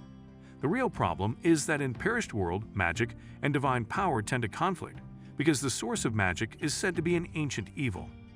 High-level mages tend to not rely on gods and just make their own forces, and as people get influenced by them, they lose their faith in God. There is a way to overcome this, but it would be risky and complicated at this stage of the game, but in any case, the demonic ruin would soon show its intentions and try to draw him in. Just as Nebula said, Raycrack watches as a strange luminous being flies around the ruin and asks if he wants its power. Joel suggests they can leave if he's not feeling well, but Raycrack insists that he's fine and orders his men to make sure the rats are dead this time. Raycrack realizes he's the only one who can see the flying creature and wonders what it is. The creature responds to his thoughts and says he's the spirit guarding the ruin and only powerful people can see him. Raycrack asks what he meant by giving him power, but he notices he can keep his true intentions hidden even though the spirit can read his thoughts. Nebula sees the demon spirit is up to no good and wonders if he should warn Raycrack when he notices something strange. On Raycrack's stats, he appears to have acquired the skill of deception. Nebula figures he must have gotten it while facing Shunan's deception, so he decides to leave the situation to Raycrack to figure out. The demonic spirit tells Raycrack that his power is called lightning, which can burn down enemies with a heat like fire, and he can give the power to him on one condition. Raycrack says he never mentioned a condition before, so the spirit says it's not hard to fulfill and Raycrack can easily do it with his strength. However, Raycrack tells the spirit to come straight next time and tell him that he wants something. He tells Pist that he should state his conditions and tell him exactly what he wants, but if he tries to hide anything again, that would be the end of their conversation. Will Rekrak forsake his god to have power of his own? Comment Perished World if you want to find out in our part 2. Leave a thumbs up if you liked the video, and subscribe to the channel for similar content. And as always, thanks for watching. Just then, Joel tells Rekrak that the exploration is over, so he says he'll join them soon. He then returns to the spirit who claims that it's been sealed in the ruins for years, and needs Rekrak to defeat the keeper of the ruins in return for his power. Rekrak confirms that he's referring to the Sparky Goom Boom power, so the spirit tells him it's called electricity. He explains that the power will become stronger with use, till it can even rival the gods. Rekrak doesn't seem impressed, so the spirit adds that anyone in his tribe will be able to use it, but if they want to monopolize it, they have to perform a ritual. Rekrak asks why such a powerful being is imprisoned underground, so the spirit boasts that his power is too strong, and wimpy creatures tend to stay away from things they deem dangerous. Unimpressed, Rekrak says that he's just revealed himself as dangerous and insists that he's hiding something. Since he's been fed nothing but lies, he threatens to break the entrance to the cave so no one can enter the ruins. The spirit finally eats a piece of the humble pie and tells the truth. According to him, in the past, there were beings who originated from ancient demons that even he and the gods don't remember. Such power of unknown origins drives people mad because they think it is their own. Rekrak remembers the people he's seen go mad with power, so the spirit warns him that his power is indiscriminate. Though God's power is bestowed by choice and judgment, the spirit's power is available to the unworthy. This may lead some to turn away from God. Rekrak sees the potential, but he insists that there must be conditions. The spirit asks him what he wants to do first. Rekrak asks if it's possible to give the power to a few chosen ones. The spirit says it can and asks why he would want to do that. So Rekrak states that they could make it look like they were chosen by God and no one would rebel. The spirit is surprised to hear this, but this cues Rekrak's second condition. The spirit would have to believe in their God too. The spirit reminds him that he's a demonic entity that comes from something older than his God, but Rekrak insists that he can choose what to do with his life. When the spirit states that gods do not like demonic spirits, Rekrak says the blue beetle god is generous to useful beings. This shocks Nebula himself, who's been watching the conversation play out. The spirit accepts if their god will really accept him, so Rekrak says it's only if he accepts the conditions. At this, the spirit reveals that though he is trapped, he rules the demonic ruin and the rats that attack them were his minions. He asks if the deceit makes him angry, but Rekrak says that he understands since one is bound to get cranky from seeing only mutant rats all day. The spirit is stunned and asks for Rekrak's name. Once he reveals it, the spirit says he's passed the test and submits himself and his powers to God. At that moment, Nebula receives a system message to this effect. Subjugating a demonic spirit and incorporating it into the divinity was truly the only way. Nebula is thankful to have met Rekrak, as he earns the demonic realm called electricity. 9 years later, before an altar that was built for the beetle god, a lizardman told a human the story of how the beetle god selected the chosen ones. The human asks what the connection is between an insect god and thunder, so the lizard reminded him that the color of thunder is blue. When the human remembers their god is the blue beetle god, he chuckles, though he doesn't quite buy it. The man introduces himself as Hui and asks for the lizardman's name, but they're interrupted when they spot some unwelcome visitors. Hui says those are gnolls. The lizardman asks if they're Sawkate's men, but when Hui observes that they're defenseless and unguarded, he suggests they're just vagabonds. The lizardman lifts his hood, revealing himself to be Owen as he readies his bow to let the wanderers know they're there. As the gnolls walk forward, they notice the arrow with boom boom powers land right beside them. One of them announces that they're being attacked when a large thunderbolt strikes between them and electrocutes them. When they look up, they see Owen and wonder what a chosen one is doing there. They immediately retreat while Owen casually introduces himself to the man. The man asks if he's the storyteller who is said to be a big shot, so Owen suggests they take a break and talk about it. Later, Owen smokes on a pipe, which he says all chosen ones do after exerting their powers. He then asks Hui if he has something to say, so Hui stops himself from pointing out his future with cancer, and simply asks why someone so powerful is working under someone else and living in the wilderness. Owen reveals that he once betrayed his people and that he found a way to be forgiven. For that reason, he chooses to spread the stories of the beetle god as his path of atonement. Hui wonders what that's about, since everyone in the area already knows about their god and even their chief. Owen asks if the man is a wanderer too, So White confirms it and says he's from the City of Automation, and he's there to deliver a message from the city directly to the chief of the Lizardmen. Upon hearing this, Owen uses his hands as a whistle and summons a large bird. Wee drops a few turds as he recognizes it as a cockatrice, but Owen explains that it's actually a cross between a cockatrice and a chicken called a cockatoo. He tells the Wee to come along as he goes to pay Chief Raycrack a visit. White nervously hops on the large bird as he agrees to suffer through more of Owen's eye-rolling stories. Meanwhile, the Lizardman tribe, which has now increased in number with several buffaloes and cockatoos, advances with Raycrack leading them. Suddenly, Yuri calls his attention and informs him that Stargazer is about to die and wishes to speak to Raycrack one last time. Raycrack tells everyone to stop everything, so Yuri relays his orders while Raycrack rushes away.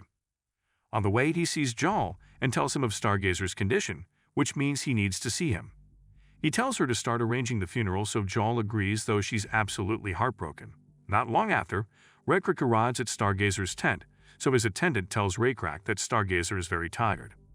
Stargazer then adds that he's traveled between lands and learned many things, and now he's taught others how to read the stars. Unfortunately, there comes a time when you're tired and worn out, and the only cure is eternal sleep. He jokes that his last luxurious gift is now to steal the time of the busiest lizard of the tribe. Raycrack asks what he really called him there for, so Stargazer says he has a question only he can answer. He asks what comes after death. He asked Raycrack, since he's the one closest to their god, and wants to know if they just dream eternally. Raycrack says he has no idea and wonders why Stargazer thought he would know. Stargazer asks that since their god guided them when they were lost, wouldn't he also guide them in death? Raycrack says he surely will, while one of Nebula's butterflies flies closer to the tent. Stargazer wonders what the afterlife would look like. So Raycrack says he hopes it would be a prairie, where you could run with the sound of the wind and grass under your feet. He hopes for rock mounds for rest and a river, while Stargazer hopes for a house he could always go back to instead of a flimsy tent. Raycrack is surprised that Stargazer hated tents all this time, but it was because Stargazer was tired of moving from place to place. Stargazer wonders if the afterlife has stars in the sky, so Raycrack says there probably are, so everyone can find their way back. At that moment, the glowing butterfly enters the tent and flies toward Raycrack. He asks Stargazer if he can see it, but Stargazer says everything's getting darker. Raycrack announces that a present for him has arrived, so he tries to tell Stargazer he'll be able to find it quickly, when he notices the butterfly pull his essence from his mouth. Raycrack calls out for Stargazer while the butterfly leaves the tent. The butterfly returns to Nebula, who is about to answer what happens in Perished World after you die. A system message for creating an afterlife pops up, and he chooses to create one. At that point, he's reached enough resources and sufficient debts to finally establish one. As he scans through his soul inventory, he explains that a good afterlife increases one's chances of winning. It can be used to reward those who lived correctly and punish those who didn't, or even as a training ground for warriors like in Valhalla.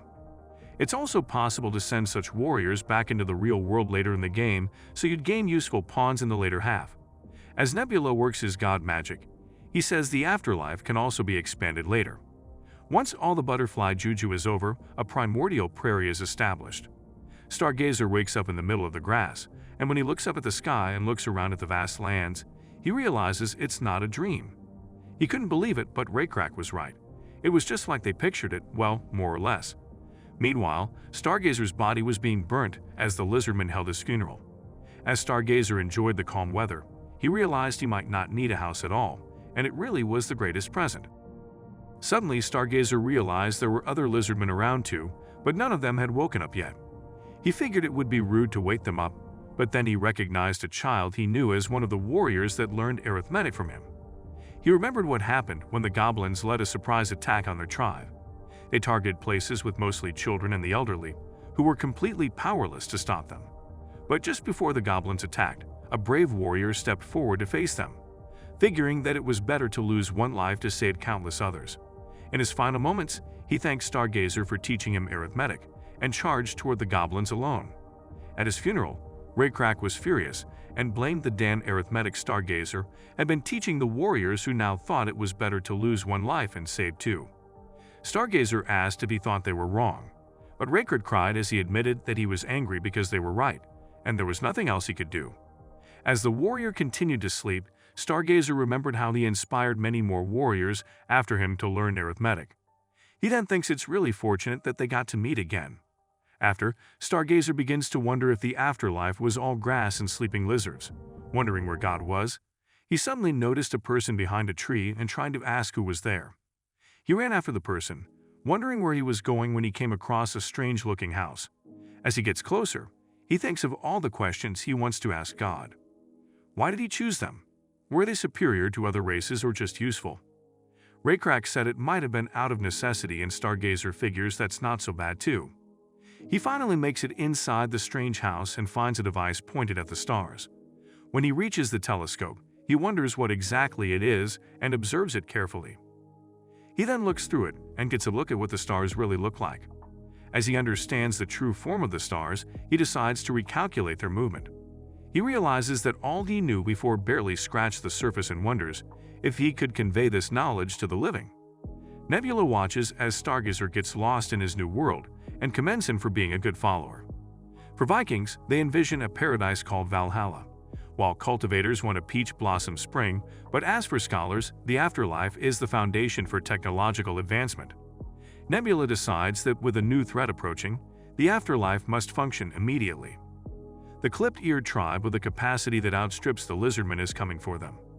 Their technological prowess and movements of the tribe are extraordinary, which means there's a player behind them. However, Nebula has been putting strategies in place for a war with other players, and now even his afterlife is ready. All that's left is to prepare to welcome them. Now that players are slowly expanding their territories, Nebula has invested heavily in his initial area, insects. He currently manages 3 large swarms. One of them is called Colony, and they counter players who rely on agriculture while ensuring that he remains unnoticed. The host swarm carries viruses and diseases, like with the frogmen, and they're diligently stocking up more diseases. Lastly, the nest swarm, which breeds all kinds of insects, is responsible for farming within the insect subcategory. Also, neighboring lizardmen are being united under Raycrack, and soon Nebula will have total control over the southern peninsula. The problem now is the player controlling the gnolls. Back in Perished World, Owen and Hwai arrive at the village, and Owen is informed of Stargazer's death. Hwai suggests that this might be bad timing, but Owen insists that they don't mind a traveler joining their funeral, and it's actually a good omen. At the funeral, Raycrack stands front and center, and Hwai is surprised to see that the chief of the tribe would openly shed tears. Owen asks if humans are hollow shells with no souls, but Hwai says that's only Mondays. Regardless, a chief would never do it because of his dignity. Owen understands the fear of others, thinking the chief is weak, but he tells Hwai that there's something they value more than dignity. Before Hwai can find out what it is, Raycrack walks up to Owen and welcomes him. When he asks who the human is, Owen says he's carrying out a task from the City of Automation. Hwai bows and introduces himself again, while Owen whispers something in Raycrack's ear, which makes Hwai suspicious. Later, they meet in a tent, and Raycrack asks if he doesn't mind going straight to business. Hwai says it's fine and asks him to accept a gift from the Lord of Automation to the chief. When Raycrack pulls it out, he finds a rock salt which Hwai announces is the specialty of the Automation Castle is proud of. He calls it the first gift, with nothing expected in return. Raycrack asks if he means there will be a second and a third, and Hwai says there will definitely be more to come. Raycrack suddenly crushes the rock into bits and tells him to convey his gratitude for it, but Hwai wonders what he has done. Raycrack claims that it was simply part of a sacrificial ritual to please the gods. Hwai figures it's bullshit and reminds him that it was a gift from the Lord of Automaton. Raycrack insists that it was just a small rock, and he's now made good use of it. Hwai says that's not what was envisioned for it, and explains that there were plans for more installments that wouldn't be limited to fragments. Raycrack says that it does seem extravagant to send someone over with just a piece of rock, so he tells him to bring a better selection of items to trade next time. Hwai realizes how crafty the lizard chief is, as he just said "fu" in Morse code. At that moment, Raycrack says he's tired of speaking with hidden meanings and prefers to just talk things out. Hwai then suggests they drop the pretense and speak directly. He asks why Raycrack refused the proposal, so Raycrack tells him that he doesn't like to accept proposals someone else rejected, which obviously shows that the proposal lacks value. Hwai insists that the proposal was intended for Raycrack only, but Raycrack tells him to cut the crap. According to Owen, Hwai came from the north instead of the west. However, the city of automation is in the west, while the Salkate tribe is in the north. He insists that Wai must have made them a proposal but was refused, so he asks that they finally start speaking the truth and addresses him as the Lord of Automation Castle himself. Now the Automation Castle is an ancient historical site with a 5-meter-high wall that can't be found elsewhere in this era. On top of that, mud golems maintain the castle, making it one of the mysteries of Perished World. Inside of it, humans coexist with other tribes. Nebula adds that it also has geographical advantages as it's on the path to entering the other continent. This means that if you want to enter the main continent, you have to secure Automaton Castle first. There's also a salt mine inside which could prove useful for livestock and food resources. Back at the tent with the chief and lord, Raycrack tells Wai he doesn't believe in gifts without a price, especially from someone who hides his identity. When Wei doesn't say anything, Raycrack says he'll explain how he figured it out. It explains that the Lord probably used the name Wheat to find out how much the lizardmen knew about the Automation Castle. But even within the castle, only a few know who the Lord really is. To them, the name Hwai belongs to anyone who has inherited the Lord's bloodline. Essentially, his 4 sons and 4 daughters. Since the man before him is neither a woman nor young, and yet he presents his surname Wei, he could only be the Lord of the castle. Wai finally removes his hood and is impressed by how much Raycrack has figured out about the castle.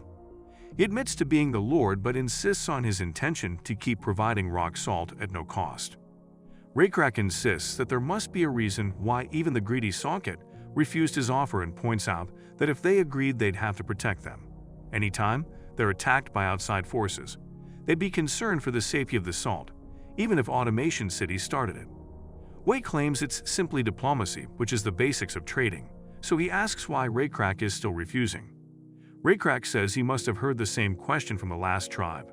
Why can't we just have the Automation Castle and the salt if we drive out the humans? Wei is stunned silent for a second. Then he asks if that's a declaration of war on the castle, but Raycrack says he's simply considering what's better since diplomacy doesn't fit their nature. White warns him not to take the castle so lightly, but Raycrack insists that even if they take damage, they'd definitely be able to occupy it. If their Blue Beetle god steps in, then both the walls and the warriors would be toast, the burnt kind. Lastly, since the Lord himself has come to them, it would make things extra easy for them. Surprisingly, White laughs as he insists that Raycrack won't slay him. He knows that if he dies now, they won't know who the successor of Castle will be. Wei asks if he knows of the game Go, which involves placing black and white pieces alternatively on a grid, while collecting opponents' pieces and surrounding them. Wei says it's not really about the rules of the game, but the fact that he's a piece on the board. According to him, the game has already started between 2 gods and 2 tribes in the wilderness, and the name of the round is the Automation Castle. He accuses them of already intervening in the succession as some of his children started talking about pale blue butterflies and began believing in God. So Raycrack calmly said it was inevitable as such methods would cause less damage to them. 3 weeks ago, Nebula got a Clash of Civilizations notification as he came face to face with Hegemonia once again. Nebula still treats him like some wannabe fanboy still obsessed over that pathetic last battle that Nebula deemed trivial. This offended Hegemonia, but Nebula insisted that his Holy Orc strategy was predictable. Hegemonia declared that he would definitely defeat him this time, but Nebula said it was a dumb idea for the 2 highest-ranked players to start a war so early on. He also reminds him that there will be no next time, as this game is the last. Hegemonia admits he's aware and claims he was trying to raise the mood. As Nebula looked at the flaming dumbass, he was confident that he understood his play style. Even though Hegemonia seemed like he lacked the IQ points to recite the alphabet, he has the instinct of an animal when it comes to small-scale battles. He's often profited from early-stage battles, so Nebula figures he'd better avoid what the enemy is already good at. Nebula suggests they fight in another way since they both seem to want the same thing anyway. The 2 gods agree to put the castle and the humans at stake as they triggered a contradictory prophecy. Prophecy is like a self-assigned quest where, once completed, you'll receive extra experience. However, if you fail to fulfill your prophecy, you'll lose every faith point you spent while trying to fulfill it, and a plague might befall your civilization. When 2 players make opposing prophecies, that's when a contradictory prophecy comes in. Hegemonia realized this meant that one of them would receive a reward while the other gets the penalty, so she asked what the prophecy would be about. That's when Nebula suggested that since the automation castle will soon have a new lord, they should wager on who the next lord will be. Hegemonia pulls up his screen as he suggests they both pick one of his 5 legitimate children. Nebula says that if they pick different children, their prophecies will have no choice but to contradict each other. Hegemonia then starts to list out their options. First up is Dan in his early 30s, who is strong, intelligent, and well-liked by Hui. He's the most likely candidate, since he's boring as hell. Second is Jun, who is in his late 20s. He's infamous for being a weakling, so he keeps a low profile and has zero interest in the succession. Third is Jin, a woman who is also in her late 20s. She travels a lot under an alias and is very friendly with waste men and scum of the earth. Fourth is Kyung, a woman in her early 20s with an unusual presence that screams cursed energy. Because of that, she's been rejected by the entire family, including the Lord. Fifth is Min, a girl in her mid-teens who is brilliant and possesses many talents. Since she's the youngest, the Lord favors her. That concludes the list of candidates, so Hegemonia says they can choose their contender. Nebula suggests they write their choices separately, and after confirming they'd chosen differently, the contradictory prophecy can begin. After the 2 gods select their future lords, they turn their screens to reveal their picks. Hegemonia chooses the weakling, Jun, while Nebula chooses the cursed object, Kyung. This shocks Hegemonia, but he agrees to proceed and punches his screen for dramatic effect. A system message pops up, officially declaring the contradictory prophecy established. Now, 3 weeks later, Hui was in Raycrack's tent, trying to investigate the source of the rumors that have been circulating since then. Both tribes are pretty large, but they must have something to do with them. Hui concludes that the fact that he has met both chiefs and is still living to tell the tale means that he's just a piece on the board. Raycrack tells Hui that it's simply a matter of choosing sides, the gnolls or the lizardman, the god of gnashing teeth or the blue beetle god. Hui says it's as hard as choosing between a saber-tooth and a cockatoo, so Raycrack says a cockatoo would be better because of its mouth, but apparently, Sawkate had said a saber-tooth was better too. Hui says he can only hope they both get hurt while fighting. Raycrack points out that he's accepting his fate as being a piece on the board, but Hui simply stands up and says he has only one question left. He reminds Raycrack that he too is just a piece on the board, and asks if that frightens him, but Raycrack says he'll answer once everything is done. With that, Hui walks off alone until some of his servants come out to meet him. They immediately help him get changed and shave off the ridiculous beard, then they mount their horses and ride off. As they ride, one of the servants gets hit with a teardrop and notices it seems to be coming from Hui, who just keeps facing forward. 3 weeks ago, Kyung, the walking Sukuna finger, was trying to climb up a cliff while her fine silk lay scattered on the floor. As she struggled to get back up, she remembered that she'd always been told she was cursed. She had weird horns from her head, and everyone said she was the reason her mother died. She was also in several accidents, like when she was 13, she fell down the market stairs. When she was 14, she was accused of being a salt thief and got locked up for days. At 15, she fell through the bathroom floor and almost drowned in literal shit. Several other unfortunate accidents have befallen her, so she figures climbing up a cliff is no big deal. That's what she would have said if she wasn't stuck. She had run out of stones to step up, but she believed patience was one of her virtues. She began planning how she could reach the ledge when a lizardman suddenly stretched his hand to help her. Kyung hesitated while the lizardman told her his hand was getting lonely. She tried to ask who he was, but he reminded her she wasn't exactly in the best position to host a Q&A. The lizardman grabbed her and pulled her up, stating that he didn't need anything in return for helping her. As they looked down the clearly treacherous path, the lizard told her she wasn't very bright for choosing that path, but Kyung insisted it was the cart's fault. She then asked for his name, so he introduced himself as Saren. Kyung thanked him for the help and tried to leave, but Saren blocked her path and told her his business wasn't done as he revealed that he knew her name. Kyung was shot, so she grabbed a knife to defend herself while questioning how he knew who she was. Saren tried to show he meant no harm and informed her that Chief Raycrack had sent him to find her. Kyung instantly recognized his name and wondered if it was the same Lizardman of Thunder, the first chosen one. She wondered what Raycrack would want with her, so Saren informed her that there were 2 rumors circulating the automation castle lately. Kyung hadn't been home for a while, so she had no idea what was going on. Saren informed her that one rumor claimed that the Lord's second child would be the successor, while the other said the 4th child would be the successor. Kyung insisted that she was nothing but a bastard, and one of her siblings probably spread the lie as a joke. As Kyung sized Saren up, she figured she would need to slay him since he already knew her identity, but Saren said she was probably misunderstanding something. He reveals he was sent there to protect her life.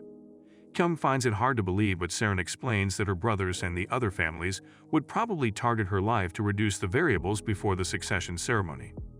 Even though Kyung thinks she can take care of herself, Saren insists that he has to follow his order.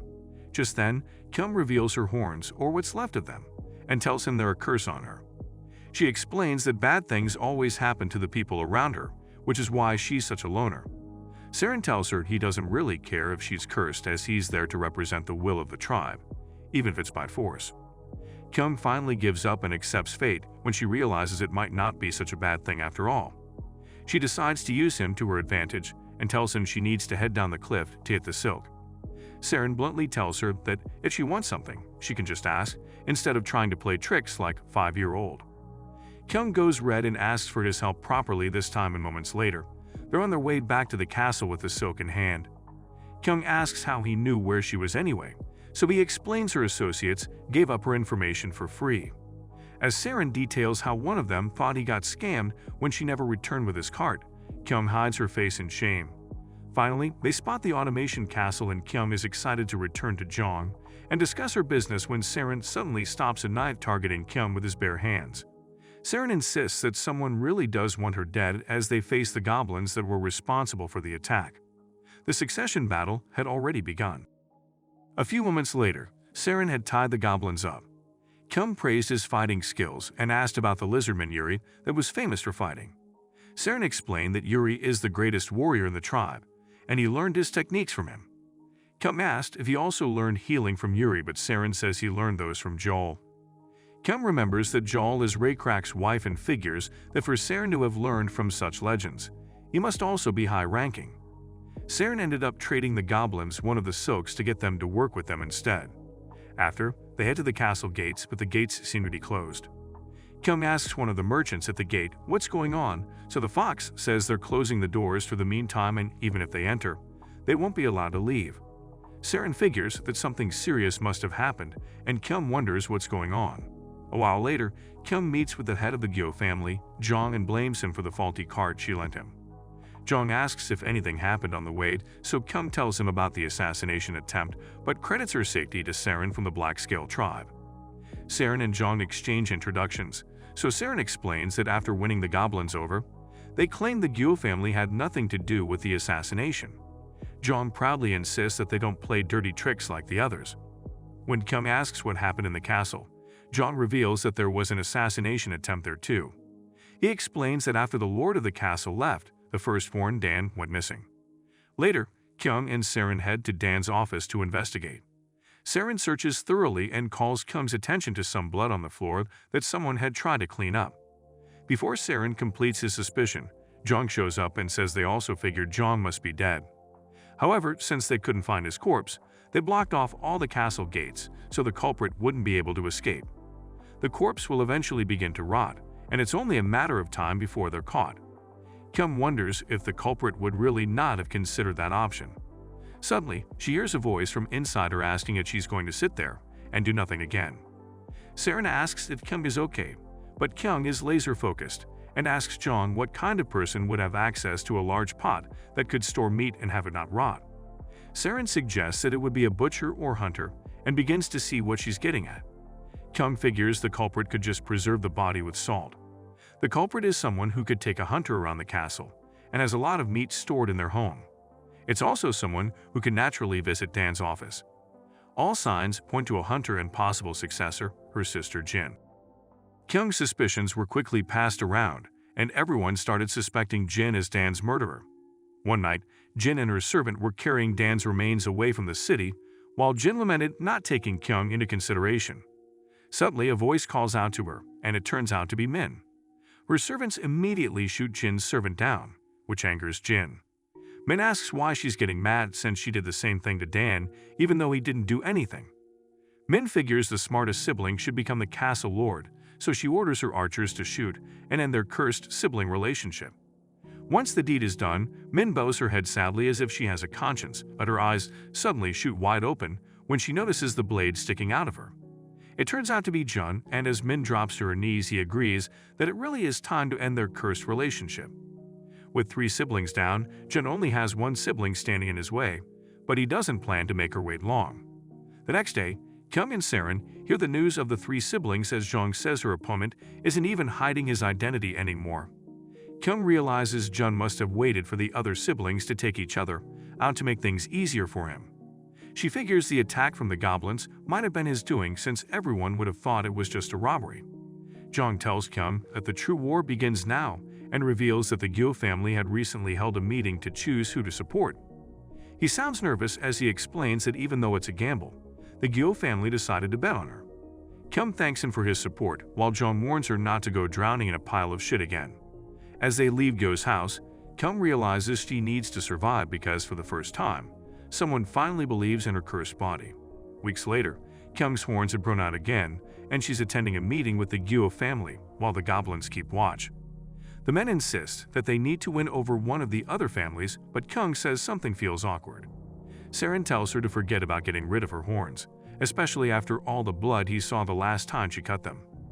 Kyung says she wasn't talking about her horns, but how different her state is from just 2 weeks ago.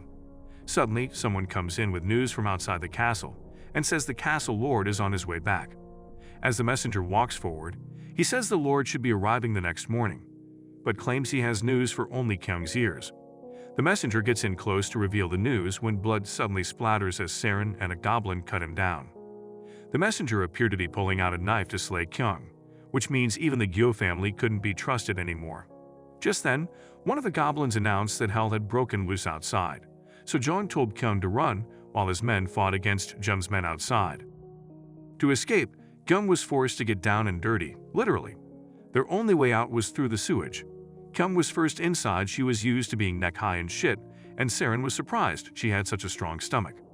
She explained that she was already used to bugs since she fell into the outhouse when she was younger. Saren asks if that was as dangerous as it sounded, and she confirms that she almost died. Back then, she fell properly into the Turd Mountain, but she somehow just safely rolled into the sewage. It was dark, so she thought she was going to die till she saw balls of light in the air, and they let her out of the sewer. She said there were fireflies, but Saren didn't think that added up since fireflies wouldn't normally be in such a place. They eventually reached the exit, so Saren offered to go up first and told Kyung that if he didn't return after some time, she should run in the opposite direction. As Kyung waited for his return, she realized that Saren's cautiousness was the reason she had survived this long. She suddenly heard fighting outside, and though Saren had told her to run away, she could no longer stand by and watch people die. When she ran out, she saw Saren's silhouette in the doorframe, but on a closer look, she saw he had been stabbed with a spear. Jun told Kyung that she was too late and Saren was a goner. Then he directed his men to slay Kyung instead. Saren cut down all the men who tried to attack her and asked why Kyung made the wrong decision on purpose. Kyung says humans sometimes do the things they know are wrong, so Saren says it's not just humans, but people. Raycrack had told him to protect her, but not to risk his life, so it seems that both of them are the same. When Jun heard the news that Hui was about to arrive, he offered a wagon of silk to anyone who could take either of them down. However, the men hesitated and explained that he was too violent, thinking he might be a chosen one. Jun says it's impossible since he wouldn't have hidden his powers and gotten shish kaboed. Saren looks beside him and sees a wall that connects to the salt mines. He tells Kyung to prepare to run to the right, so Kyung informs him that there was a wall there in case he didn't notice. At that moment, Saren revealed that he was actually the second best warrior in the lizard tribe, but no one ever remembers the second. At that, Saren ran through the wall and broke through, surprising Kyung and the other idiots that were supposed to be chasing after them. Jun ordered them to stop standing around and capture them, so they ran into the mines after them. Meanwhile, Saren was struggling to keep going while Kyung kept him up. As they walked further, Kyung saw it was a dead end, so she asked Saren if it would be better to pull out the spear and rest for a bit. Saren said he'd lose too much blood if he did when he suddenly heard her crying. Saren was surprised to see her crying for him, so Kyung explained that bad things have always happened to the people around her. When Saren realizes she thinks she's cursed, he reminds her that they've faced tons of danger in the last 3 weeks, yet she's escaped every one of them. Most people would call that luck. He reminds her of the time they first met.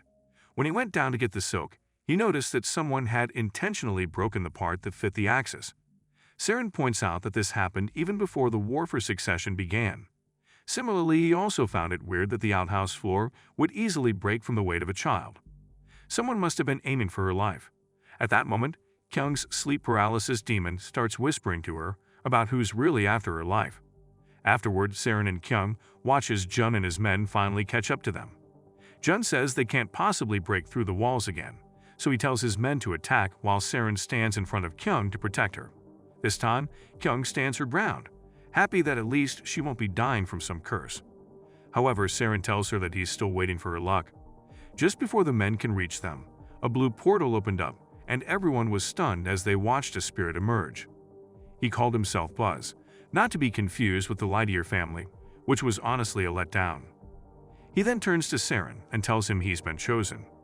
When Jun's men hear this, they start to hesitate, but Jun scolds them and tells them to shoot the monster down. Saren points out that there have only been 5 chosen ones till now, and asks if there are now 6, or if one has died. Buzz reveals that Stargazer has passed, and he's now more than qualified to be chosen. Buzz says that he has been chosen to act for God's will, and can now borrow some of his power, starting now. Suddenly, Buzz disappears, so Jun tells his men to attack immediately now that they have the chance. Saren pulls out the remnant of the spare and says he's fine as he feels the electricity coursing through him. He uses the power to stop the bleeding while he focuses on the men running to attack. He figures they must not have understood what just happened, but thankfully, he's generous enough to give them a free lesson. At this, Saren sends a bolt of electricity toward the men who get fried on the spot while Jun starts to pee his pants. When Saren stops the first attack, the rest of Jun's men flee for their lives, including Jun, who apparently doesn't want to find out what that feels like. When Jun leaves, Kyung asks why the Black Scale tribe doesn't fight the Clipped Ear tribe if they have this much power. Saren explains that the power can't be used indefinitely as he's already feeling some mental power being consumed, which explains why Owen smokes cigarettes. Kyung asks if she's really okay, so Saren says he's much better now that the bleeding has stopped, so they agree to go back. Moments later, Saren continues to fry anyone in his path while Kyung watches, amazed. Meanwhile, Hegemonia watches the scene from his screen and is forced to call out his big guns. At that moment, a saber-toothed tiger appears in front of them, and Saren wonders how the hell it got there. Kyung screams as the tiger launches at Saren, but Saren activates his powers to face it. After defeating the kitty, Saren wonders how the creature managed to get through the walls, but Kyung's jaded by all the unbelievable stuff happening in one day. She then begins to worry about what awaits them outside. When they exit the mines, they find Jun, who complains about being cornered. Kyung says he's the one that started the chaos, but Jun says that the wicked lizard is an outsider, and the fight should only be between siblings. He insists that the automation castle won't be fine with borrowing outsider help and claims that other species would push the humans aside. Kyung can't believe he'd find a way to blame her of all people, but Jun told her to die as he signaled his men waiting to ambush. Saren immediately cut them down in a flash, while Jun thought his stamina made no sense. Kyung then reminds Jun that the castle lives off of trade, so if they don't get involved with nearby forces, they'll be isolated and easily taken control of. Kyung insists that she's not a spineless wimp like Jun or their father and intends to achieve something greater with Automation Castle. Chun tells her he never thought of her as his sibling and suddenly opens up his fan. When Kyung sees this, she figures it's probably a sign for a hidden assassin in front of the warehouse. The voice inside of her reveals that an arrow is flying to hit her right in the center of her heart. The horn entity warns her that they're about to perish and asks if she thinks she can block the arrow. Even Saren, who has now noticed it, would be too slow to save her too. The voice could have warned her the moment the assassin drew the bow, but since Kyung's horns aren't fully grown, it wasn't possible. Instead, the voice tells her to imagine a way to dodge it, so Kyung suggests that maybe the wind blows it away. The voice commends her choice, and suddenly a gust of wind takes control of the arrow. Jun, Saren, and even Kim herself are left speechless as they watch the arrow do something impossible. The voice explains that it has the ability to see limitless possibilities of the future and choose the most suitable one. Basically, it has the power to manipulate probability. At that moment, Hegemonia is surprised to find out it wasn't a curse, so Nebula asks why the hell he'd choose a cursed entity. Hegemonia remembers the description calling her cursed and asks Nebula if he messed with it, but Nebula says her description was like that before they even came to their world. Hegemonia asks how he knew she had a demonic entity, so Nebula explains that he didn't know at first. But it turned out that all unlucky-looking accidents were all assassination attempts on her life. When the bathroom floor broke, it was because the head maid had destroyed the floorboards. However, even in situations where Kyung could have gotten stabbed or buried, she would somehow leave perfectly fine.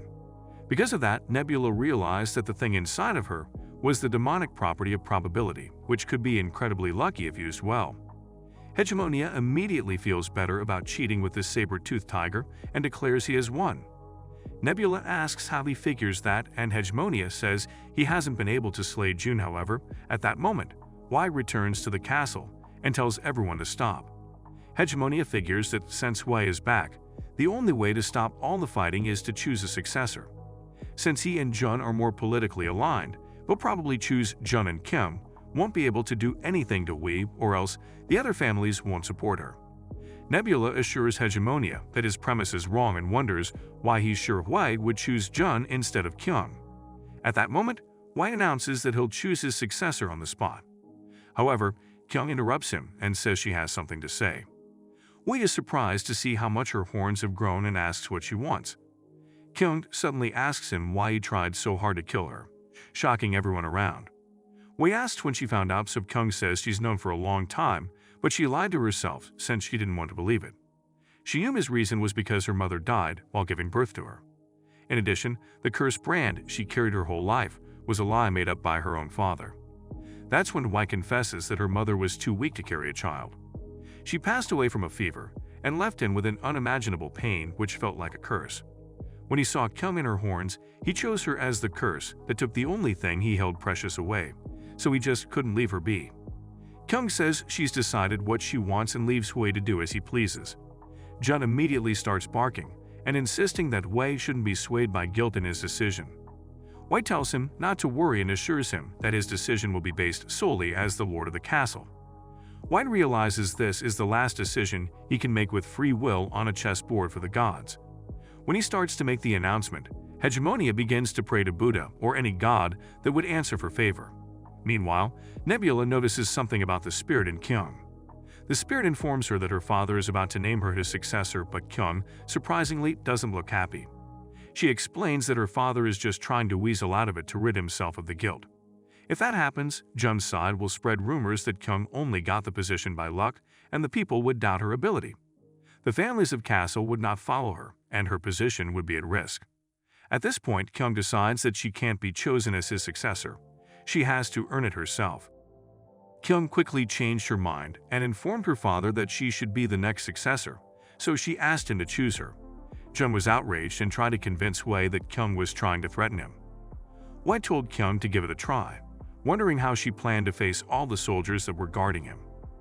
Kyung then signaled to Saren to do the thing, so Saren summoned up a bit of lightning that made Wei cautious. Kyung announced that Saren was a chosen one, and even if he couldn't slay everyone there, he could at least slay her father and run away with her. Jun insisted that the lizard was already hurt and exhausted, but Wei's mind was elsewhere. He remembered the formation of the Black-Scaled tribe and how scary Chief Raikrek truly was. He figures the chosen ones are just another means to push people around. White warns Kyung that if he dies without choosing a successor, the people will judge the candidates themselves.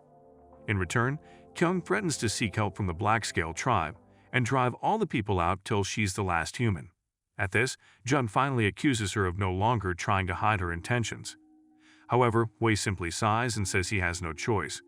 He walks to Kyung and names her the new Lord of Automation Castle, effective immediately. A few days later, the city is finally back to normal, and Jun overhears two men discuss how much better it is now. Trade has increased with other races, and the families in the castle have also been quiet. Jun turns his head in disgust as he can't believe that Kyung is really being regarded as the lord of the castle. That night, Jun plans to run away to gather his strength so he can return to take what is his, but he gets approached by Saren, who asks where he's going. Jun says it's none of his business, so Saren tells him it doesn't matter since he won't be able to accomplish anything either way. Jun cusses him out and rides off while Saren reveals that Jun is just another obstacle and can't be allowed near Kyung. He raises a burning wood as a sign to the goblins on the roof. So while Jun rides out, the goblin jumps on him and takes off his head. Once the deed is done, he lets the headless horseman ride off. Once Hegemonia sees this, he concedes that it's his loss. Nebula is surprised by how well he's taking it, but Hegemonia says people who can't admit defeat can't progress. Surprisingly, Thekmite in flaming armor accepted his defeat gracefully and left. His plan was to take the gnolls across the continent till they reached the west. He didn't really care about failing the prophecy or the penalty. Hegemonia told Nebula they wouldn't meet for a while and ended his connection. Nebula was surprised at his plan to take techniques from the continent's residents, but he commended his confidence. Now that Hegemonia has left a vacuum, Nebula has the opportunity to increase his forces at the North Shore regions and the peninsula's southern half. There's also the ocean domain the giant serpent was occupying, but it couldn't even use it properly. Nebula would have to think about these later, as it was time to meet the new castle lord. At that moment, Kum was drooling gracefully over some engineering designs. Suddenly, a mysteriously shiny bug landed right on her hand and caught her attention. When it flew away, she looked up and saw a mysterious hooded figure, which she figured must be the blue insect god. She immediately bowed down and acknowledged all the help she had received, but she said she had no idea how she might be helpful to him. At that, Nebula stretched his hand and held out an insect that transformed into an iron plate. Kum was surprised to see this and recognized it as the plates they exchanged to make trades. Unfortunately, Kum's horns replaced a bunch of functioning brain cells, so she didn't know what he meant by this, but a hand suddenly touched her, and it turned out to be Saren. Kum wondered how she could see her in the god when her eyes suddenly glazed over and she wondered if it was all a dream. She fell over and woke up, realizing it really was a dream. Later, she went into the city wondering what the beetle god was trying to tell her about iron plates. She hoped to gain the god's favor, but her brain was producing shameless farts when she tried to use it. Just then, she overheard a troll talking to a silk merchant, stunned at the quality of his silk. The troll said it was his first time in the city, since the gnolls were blocking the path, so the lizard merchant asked if he wanted to make a trade. The troll offered to buy all the silk and pulled out an iron plate to ask if it was acceptable to the lizard. The lizard man was excited, so the troll offered a whole bag of iron plates, claiming quality silk deserves the proper price. The lizard was just about to agree when Kum interrupted. She urged the troll to put his iron back in and explained that she had to deal with the merchant first. The troll looked to the merchant to confirm the truth, but Kum gave him a steer that oozed off with your head energy, so he played along. The troll agreed and walked off while the lizard man complained about making things difficult for him. Kum quickly scolded him and asked if he really thought it made sense to sell such quality silk at that price. The merchant explained that he came with Raycrack's crew, which reduced the work of transportation, so even if he reduced the price a bit, he would still make a profit. Kum reminded him that only the blue-scale tribe can produce such silk, so even if the cost of transportation is lowered, he doesn't have to lower the price for such luxurious silk. To add to that, she pulls out an iron plate, which is the kind the troll had earlier. She then pulled out a scale and placed it on one side, asking him to watch closely. The scale could be used to compare the weight of the iron plates they make at Automation Castle with other ones. Whichever is lighter goes up. Just then, the troll's plate went up and Kum tells him to make use of the scale next time he wants to make such trades. Just then, a voice from behind praises the object, and it turns out to be Raycrack, who asks her to measure the iron plate he's got. Happy to have him, Kum assured him it would be no problem, but when she touched it, she realized it was a bit different than usual. Raycrack reveals that they got it from an ancient ruin, but even though it's of good quality, it was too hard for them to smelt. Raycrack asks if Automation Castle would be able to melt the plates and make weapons out of them, so Kyung immediately wonders if this is the task the beetle god required of her. Later, Kyung laments about promising Raycrack they can totally do it, but now her blacksmith tells her she must have been sniffing glue. The blacksmith admits to promising her he could do it, but when he tried it, the metal took about 40 hits for what would normally take 10 hits. Even after working half a day with all his strength, he was barely able to make one spear point. Kyung suggests he rest for a while, but the man says it won't work cause if the forge cools down, it will take too much charcoal to get it hot again. Kyung then suggests increasing manpower, but the man says it would take years of training for them to be useful. Fed up, Kyung told the man to rest for now, so the man escaped while Saren walked in. He asked if she was still fussing about the iron plates and advised her to be honest with Raycrack. Kyung refutes that it would be like saying she's a useless partner, so Saren tells her that it can't be helped and Raycrack's pretty used to it. For some reason, His depiction of Raycrack was so bright and shiny that it was only missing singing rainbows and butterflies. Kyung insisted that she couldn't let her pride be hurt like that and told Saren to follow her somewhere. There was something she wanted to confirm. They headed inside the inner chambers where a mud golem walked about. Kyung told Saren that even though the mud soldiers protected the castle, they couldn't use them as they wished, but that wasn't the reason she brought him there. As she opened the door, she told him it was because of what was inside. There was a large waterfall that amazed Saren, who hadn't seen anything like it before. Kyung says it's the castle's water reserve, but the thing they really had to focus on was the wheel under the water, which produced incredible power without rest. Kyung says she doesn't know how the castle uses the power, but she doesn't want to use the power for just iron plates. She hopes to use it to change Automation Castle. Kyung then asks if Saren would be willing to help her, and he says of course. A while later, Kyung pulls out some blueprints and suggests making a new water path at a higher position, so they can add wheels without weakening the current. She looks to Joel and asks if that will be possible, so Joel, who is the head of the engineering team too, tells her it should be possible. However, she'll need a lot of people, which costs money, and a shit ton of sturdy wood that hasn't grown nearby. Kyung assures Joel that Automation Castle has enough money, but Joel warns her that it's not about having the money, but if she receives enough compensation for the money used. She warns her that if she wastes castle funds, she'll receive criticism and asks if she's ready for that. That night, Kyung consults her horns about the future, but the spirit warns her that she can only change the moment in front of her. Even so, Kyung asks it to listen to the future she's thinking of. She intends to leave the axis of the first wheel empty for the next lord that will be appointed. Next, she'll connect the second wheel to a bellows to create a forge that will never be extinguished if they have enough charcoal. The third wheel will have a hammer on it to beat the metals that humans can't handle, while the last wheel will be used to create a millstone. The spirit calls her ideas nice, but when Kyung is underwhelmed by the reaction, the spirit explains that she can't see the future and only tells her what she thinks. Kyung gets up from her chair determined and says she's going to construct the water wheels. In the days that followed, their construction was riddled with countless challenges, and there was a major accident. They'd even got scammed at some point, but worst of all, Kyung was told they couldn't fit the fourth wheel. John tells her that there was an error in space calculation and suggests they simply stick to 3 wheels because installing a fourth would require starting all over. Annoyed, Kyung told them to start again from the beginning, which shocked John, who insisted it would take too long, and there was the issue of personnel. Kyung wouldn't hear any of it as she insisted it was a mission from the Blue Beetle god and asked if they wanted to invoke his wrath.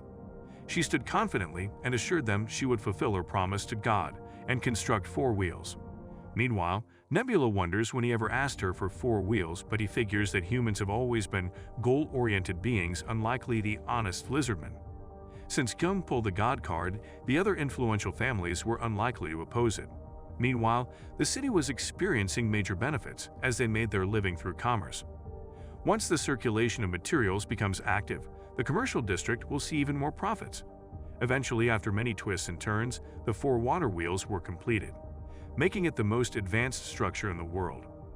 Kyung looked at it with pride while the lizards marveled at its power.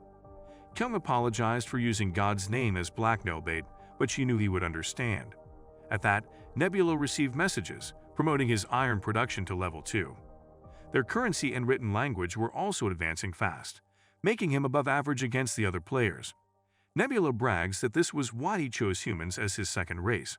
Some days later, some elves came to the city and were surprised to hear the sound of the water wheels from all the way to the castle. While they marveled at it, the lizardman silk merchant said the wheels were also used to make weapons for the Black-Scale tribe, and this caught their attention. They asked about his silk and were impressed with its quality, so they offered the highest quality iron from their area. The merchant immediately placed it on a scale and saw that it was a grade 4 disappointment.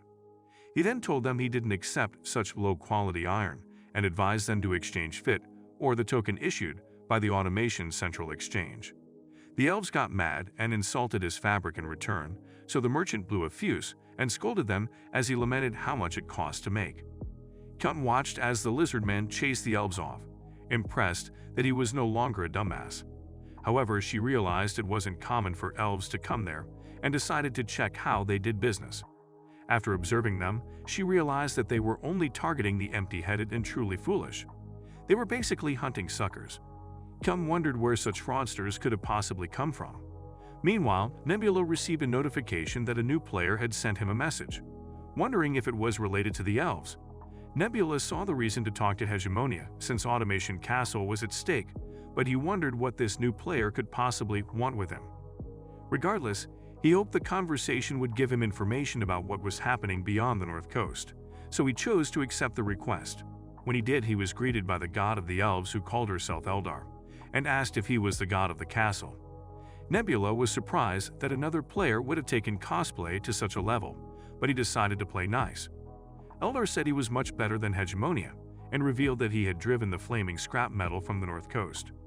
This surprised Nebula, and he wondered if this player could really be that strong. Nebula then asked what he wanted, so he told him to pay tribute, and he'll spare his influence and leave him alone in return. Nebula refused to entertain the idiot any longer and put him on the blacklist. Eldar's base was on the North Coast, so the cold made it hard to send insects to scout, and it was too dangerous for Nebula to go to. Thankfully, the same goes for Eldar, who probably knows less about him, which is why he sent the elves. However, since he managed to drive Hegemonia away, he likely has support and can't be underestimated. Nebula decides he needs to prepare for war. Some days pass and Kyung meets with some elves. One of them introduces himself as the president of the trading company and confirms that Kyung is the lord of the castle. The elf says they understand that she's dissatisfied with an offer a member of theirs made, so he pulls out a gift for her. Kyung grabs the box and opens it. Inside, there's a beautiful artifact from an ancient ruin, so the elf asks her to accept it and forgive their mistake. Kyung admits it's an outstanding artifact, but she tosses it aside and reminds them she's rich enough already, accusing them of trying to bribe her. The elf asks how much she wants, so Kyung tries to tread carefully, wondering why the elves are suddenly trying to trade after all this time. Kyung tells them to stop the bribes and simply follow the law, so the elf agrees to the terms. Kyung then suggests that if they want to curry her favor, they could buy some of their Blue Beetle god figures. The elves insist that they believe the dancing shadow god, but Kyung insists it doesn't matter since twice the gods is twice the blessings. Later, Saren reports to Kyung that the chief of the elves is requesting an apology. The chief claimed that she demanded them to convert their faith and insulted them, which shocks Kyung. She laments that aside from their looks, their personalities are all twisted. Kyung says they have to outwit them, and suggests they stress the attempted bribery, so Saren says it a good idea. He tells her they'd probably send another envoy in the rainy season, but Kyung doesn't intend to meet them. Saren says he'll prepare more insults to use on them, and then Kyung tells him to prepare for war too. When the rainy season came, one of the guards on the wall spotted a group marching on the castle, and raised an alarm that the elven soldiers were coming. Meanwhile, Asadian, the chief of the elves, looked at the castle confidently, as he figured it wouldn't be that hard to conquer. He tells his troops to prepare to attack, and they all go charging forward. Eldar watches from above as he estimates that his 300 warriors are more than enough to conquer the small castle, which probably houses 150 soldiers. He figures their bows are also higher quality, which is why Asadian is planning to make the Automation Lord kneel to them. Meanwhile, Nebula sees that his opponents are finally here and gets ready to fight it out. Back on the battlefield, one of the elven soldiers informs Asadian that the Automation soldiers were encamped in the canyon leading to the castle, and there are about 70 of them. Asadian figures they knew they were coming, but wonder why only 70 of them showed up to fight. Suddenly, another elf announces that there are troops blocking the way they came from, and it turns out to be the lizardmen. The elves wonder why on earth the lizardmen are helping the humans, while Eldar is just as terrified to get the notification that their civilizations are about to clash. He immediately calls out to Nebula and asks if the lizardmen belong to a friend of his, but Nebula tells him to look at the local player list before concluding. When Eldar checks, he sees it's only Nebula, so Eldar wonders if he's the god of the humans.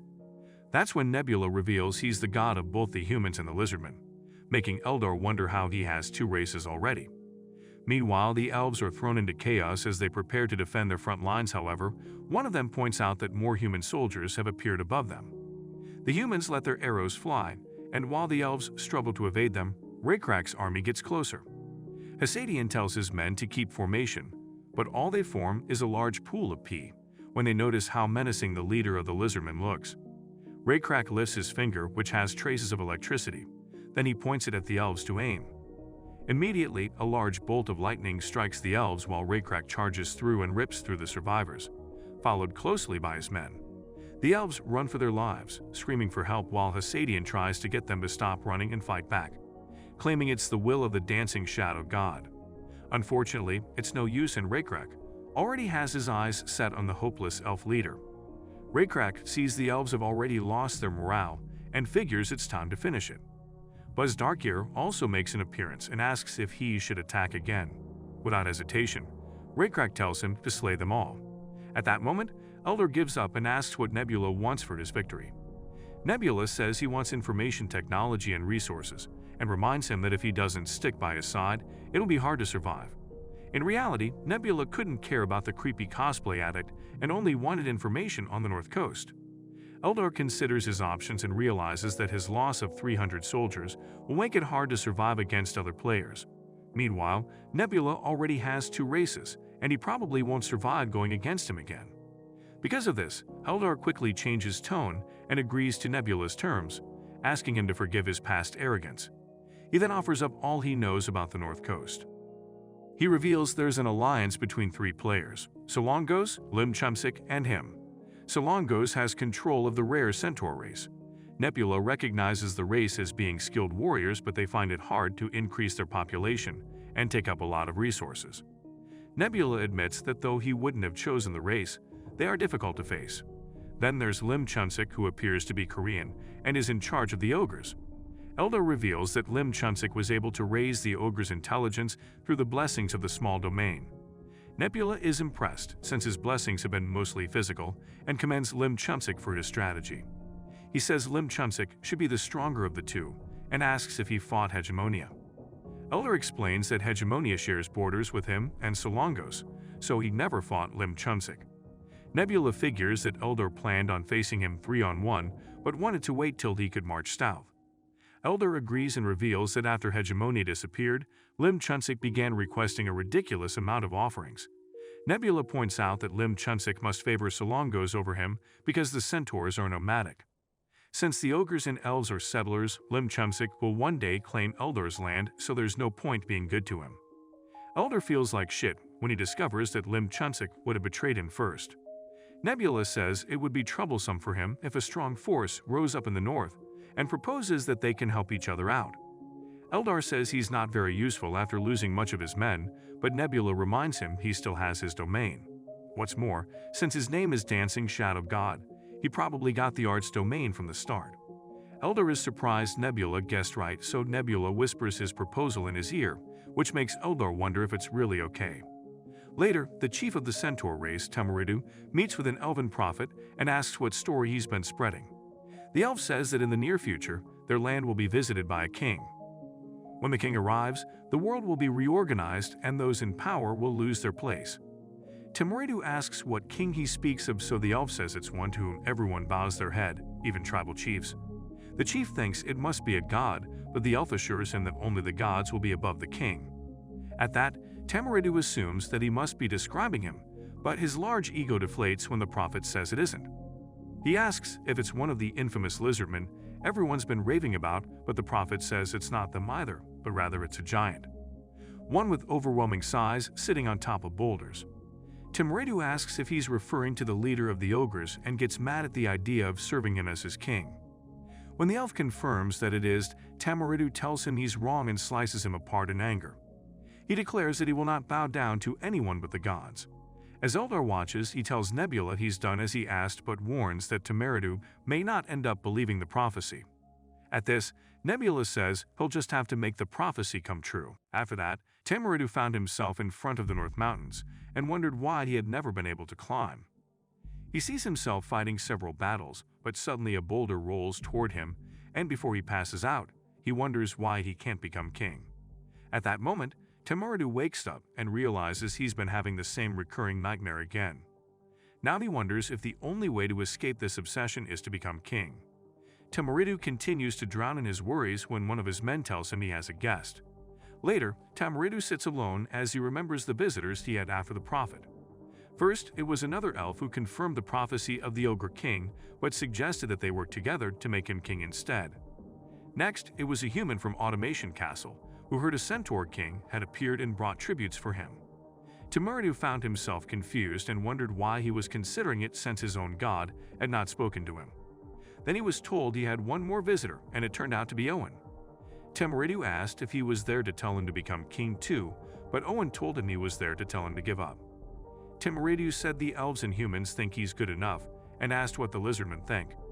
Owen hints that his chief would have told him to take whatever vain title he desired, and he'd show him what true power was, but when Tamaridu asked what that last part was, Owen suddenly had amnesia. Lastly, Owen said it was better if he didn't become king, since it was up to his god to approve it. Suddenly, Tamaridu realized that his god didn't want him to be kind and wondered why.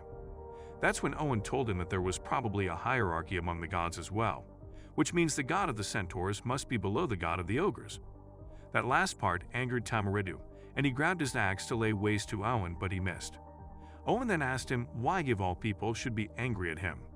He suggested he take his anger out on the one suppressing his god. Suddenly, Tamaridu has a rethink and figures that his god must know how much he's been tormented by that damn dream, and yet he still denies him. He asks Owen what he should do, so Owen says that sometimes the lizards go against their god if it's necessary, so maybe he should too. After Owen leaves, Tamaridu is left alone and finally decides to become king for the sake of his god. Meanwhile, Nebula and Elder watch as their plan becomes a success. Elder is surprised that he could use his domain to move people's hearts, even if it's the species of another god. Now, Solongos is about to have a tough time. Elder asked if it was really enough since he can't come between gods. Nebula then reminds him that Solongos probably already knows that at some point, Limchunsik will betray him, so there's a possibility that he won't stop Tamaridu from acting.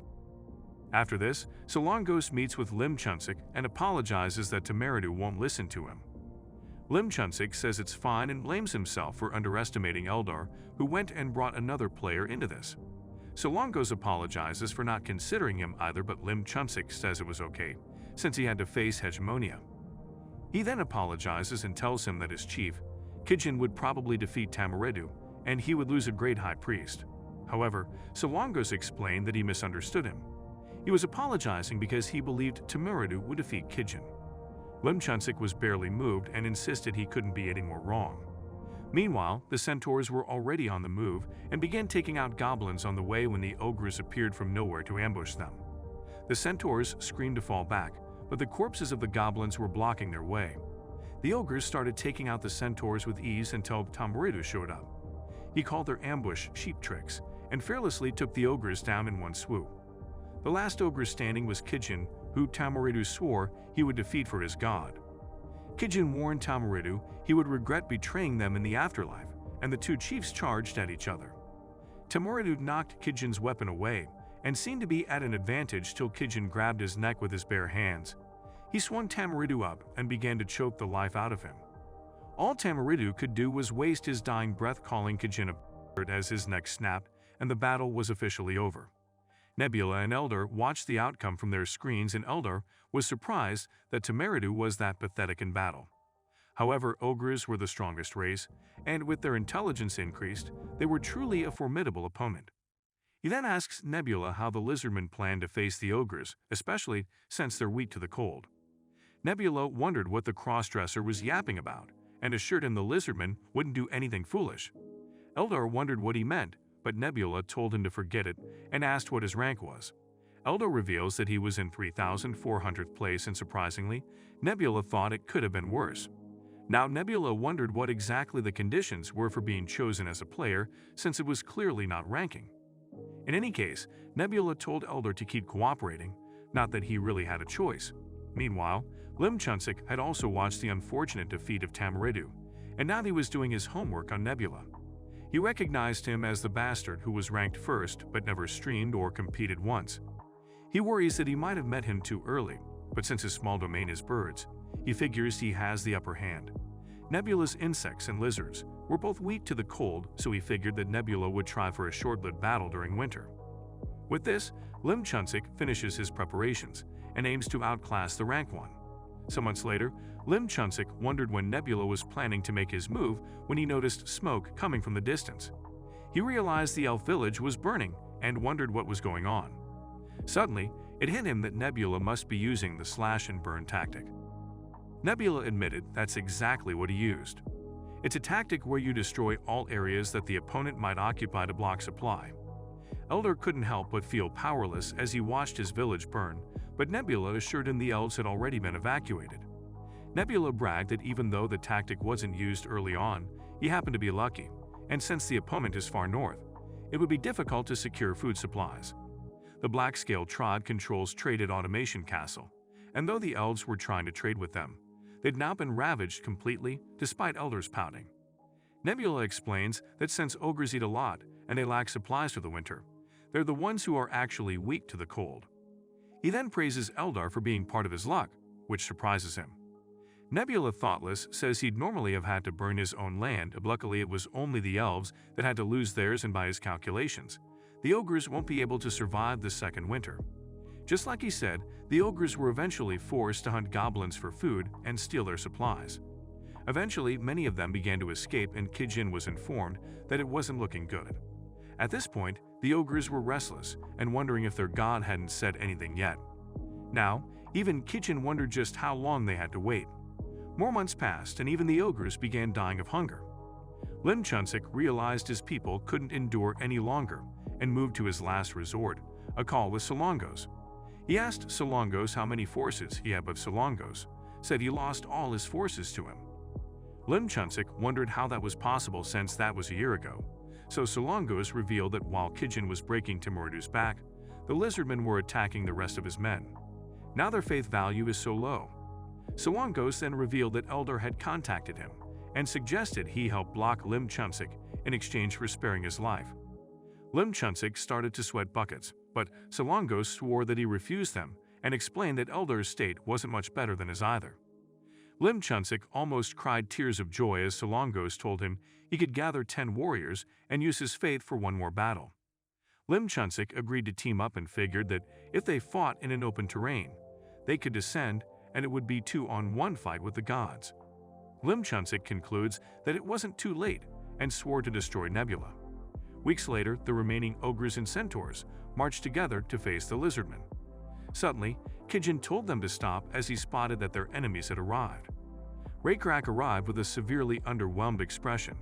At that moment, Lim Chunsik descended into Kijin and imbued him power while Solongos did the same with whatever weakest centaur he had left. They rushed forward to take on Raycrack, so Nebula descended as well and evaded their attacks. Despite their combined effort, Raycrack was faster, and when he had them in the right spot, he whipped out the lightning, and that was the last thing those poor ever saw. Once it was settled, Nebula returned to his screens and wondered how much dumber they could be.